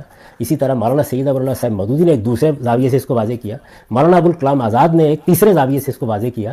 تو یہ بتانے کی کوشش کی گئی کہ یہ جو بات کہی گئی تھی یہ بات کوئی ابدی حکم نہیں تھا. یعنی یہ اس وقت کی ایک سیاسی صورتحال میں رسالت مآب صلی اللہ علیہ وسلم نے جو آپ کے فوراً بعد قضیہ پیدا ہو سکتا تھا اس کا حل بتایا ہے. تو یہ جاننا ضروری ہے کہ بات ہے کیا اصل میں. تو آپ یہ دیکھیے کہ یہ کچھ لوگوں نے صرف اتنی بات روایت کر دی. اب دیکھیے میں نے اس پر نوٹ لکھا ہے، آگے کی روایتوں سے واضح ہو جائے گا کہ یہ داڑھی اور مونچھیں رکھنے یا نہ رکھنے کا کوئی حکم نہیں ہے، بلکہ اس وجہ سے اجتناب کی ہدایت ہے جو اس زمانے کے مجوس، مشرکین اور اہل کتاب کے متکبرین نے اپنی جلالت کے اظہار کے لیے اختیار کر لی تھی. یعنی ہر جگہ رسالت پاک صلی اللہ علیہ وسلم یہ کہہ رہے ہیں داڑھی تو سبھی رکھتے تھے. وجہ قطع کیا تھی داڑھی کی؟ داڑھی ابو جہل نے بھی رکھی ہوئی تھی، داڑھی ابو لہب نے بھی رکھی ہوئی. اگلی روایت سے واضح ہو جائے گا. یعنی مجوس، مشرکین اور اہل کتاب یہ ہے نا بڑے بڑے گروہ جو ہیں، ان کے متکبرین نے اپنی جلالت، بڑے لیڈر ہیں، رہنما ہیں، تو وجہ قطع بھی ایسی بناتے تھے جو بڑی متکبرانہ ہو جاتی تھی. اس کی مثالیں ہمارے اس زمانے میں بھی دیکھ لی جا سکتی ہیں. جائیے ذرا چودھریوں کی وجہ قطع دیکھیے، معلوم ہو جائے گا. مدعا یہ ہے، یعنی حضور کیا فرما رہے ہیں مدعا یہ ہے کہ داڑھی اور مونچھیں رکھی ہوں تو ان کی وضع شریفانہ اور خدا کے متواضع بندوں کے شائن شان ہونی چاہیے. اب دیکھیے جیسے ہی آپ نے بات کو اس زاویے سے دیکھا تو وہ دین کے پورے فریم میں ٹھیک بیٹھ گیا. یعنی جو آپ کے کردار، آپ کی سیرت، آپ کے اخلاقی وجود کی طہارت ہے اسی سے متعلق بات تھی. یعنی مونچھیں چھوٹی اور داڑھی بڑی ہو تو فرمایا یہ وضع قطع ہے جو تمہیں بنانی چاہیے. مونچھیں رکھنی ضروری ہے لیکن رکھو تو ایسی ہونی چاہیے، داڑھی رکھو تو ایسی ہونی چاہیے. اس کے برخلاف اگر مونچھیں بڑی بڑی اور داڑھی چھوٹی ہوگی یا اس طرح کی مونچھوں کے ساتھ بالکل منڈوا دی جائے گی تو یہ اوباشوں کی وجہ بن جائے گی جس سے ہر مسلمان کو اجتناب کرنا چاہیے. تاہم اس کا ایک پہلو یہ بھی ہے کہ بڑی بڑی مونچھیں مرد اپنی وجاہت اور مردانگی کے اظہار کے لیے بھی رکھتے ہیں. ہوتا ہے نا ایسے، یہ چیز بھی دین میں قابل لحاظ ہے. چنانچہ فرمایا کہ اس کے لیے تم داڑھیوں کو بڑھنے کے لیے چھوڑ سکتے ہو. یعنی یہ جو مردانہ وجاہت کا اظہار ہے، ایک آپ دیکھیں ہمارے یہاں پٹھانوں کے یہاں اور بہت سی قوموں میں اس کی بڑی اہمیت ہوتی ہے. تو حضور نے فرمایا کہ اس کے لیے تم یہ کر سکتے ہو لیکن وضع قطع تمہاری بحیثیت مجموعی شریفانہ ہونی چاہیے. اس لیے کہ وہی مقصد جو مونچھوں کو بڑھانے سے حاصل کرنا پیش نظر ہے اس طریقے سے بھی حاصل ہو جائے گا اور وضع بھی شریفانہ رہے گی. قبائلی معاشرے میں اس طرح کی داڑیاں اس زمانے میں بھی دیکھ لی جا سکتی ہیں. نبی صلی اللہ علیہ وسلم نے جب مونچھیں پست رکھنے کی ہدایت کی تو اس کے ساتھ یہ الفاظ کہ داڑھیوں کو بڑھنے کے لیے چھوڑ دیا کرو مخاطبین کے ذہن میں موجود اس محرف کی رعایت سے ارشاد فرمایا ہے. ان سے داڑھی رکھنے کا کوئی حکم بیان کرنا مقصود نہیں ہے. آپ نے کرتا پہنا ہوا ہے تو کیسا پہننا ہے، آپ نے تہمت باندھی ہوئی ہے تو کیسی باندھنی ہے، آپ نے داڑھی رکھی ہوئی ہے تو ظاہر ہے کہ لوگوں نے بلغوم رکھی ہوئی تھی. یعنی یہ تو آج کے زمانے میں داڑھی مونڈنے، مونچھیں پست رکھنے کے لیے بہت سے آلات ایجاد ہو گئے ہیں تو آسانی ہو گئی ہے. پہلے لوگ رکھتے ہی تھے اور ویسے بھی اچھی لگتی ہے تو رکھتے تھے. کیسی ہونی چاہیے؟ روایتوں میں اسی طرح کی چیزیں ہیں جن کے موقع و محل کو نہ سمجھنے کی وجہ سے لوگ مہندی یا خضاب لگانے یا نہ لگانے کو بھی دین کا مسئلہ بنا کر پیش کرتے ہیں. درحال کہ دین کا مقصد تزکیہ ہے اور اس کے تمام احکام اسی مقصد کو رکھ کر دیے گئے ہیں. یہ تو اس مجمل روایت پر میں نے تبصرہ کر دیا. اب آپ دیکھیں گے آگے کیا ہو رہا ہے. یعنی حضور وہی بات بیان کرتے ہیں اور آخر میں کہتے ہیں وہ خالف المجوس، ایک نئی بات، یعنی مجوس کے ان متکبرین کی مخالفت کرو. اچھا وہی بات کہتے ہیں اور پھر دیکھیے کیسے بیان کرتے ہیں کہ یہ لوگ کیا کرتے ہیں. آپ کے سامنے مجوس کا ذکر کیا گیا تو فرمایا انہم یوفون سبالہم ویہلکون لحاہم فخالفوہم. یہ لوگ مونچھیں پوری رکھتے ہیں داڑھیاں منڈوا دیتے ہیں، ان کی مخالفت کیا کرو اس معاملے میں. یعنی یہ وضع قطع ہے جو زیر بحث ہے، جو روایتوں سے پھر کھلتی چلی جاتی ہے جیسے جیسے آپ ان کو جمع کرتے ہیں. یہ ساری چیزیں آپ پڑھ سکتے ہیں، ہمارے یہاں یہ شائع ہو چکی ہوئی ہیں. اچھا پھر اسی جگہ مجوس کی جگہ مشرکین آ جاتے ہیں اس لیے کہ ان کے ہاں بھی متکبرین اس طرح کی وضع قطع اختیار کرتے تھے.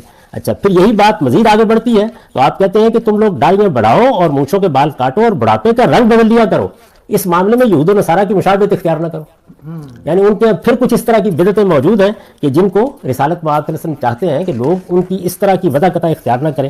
اب میں آپ سے عرض کرتا ہوں کہ یہی باتیں آگے بڑھتی چلی جاتی ہیں یہاں تک کہ ہم ابو امامہ باہلی کی روایت تک پہنچ جاتے ہیں. یہ اس باب میں سب سے زیادہ مفصل روایت ہے جو پوری بات کو سمجھا دیتی ہے کہ مسئلہ کیا تھا.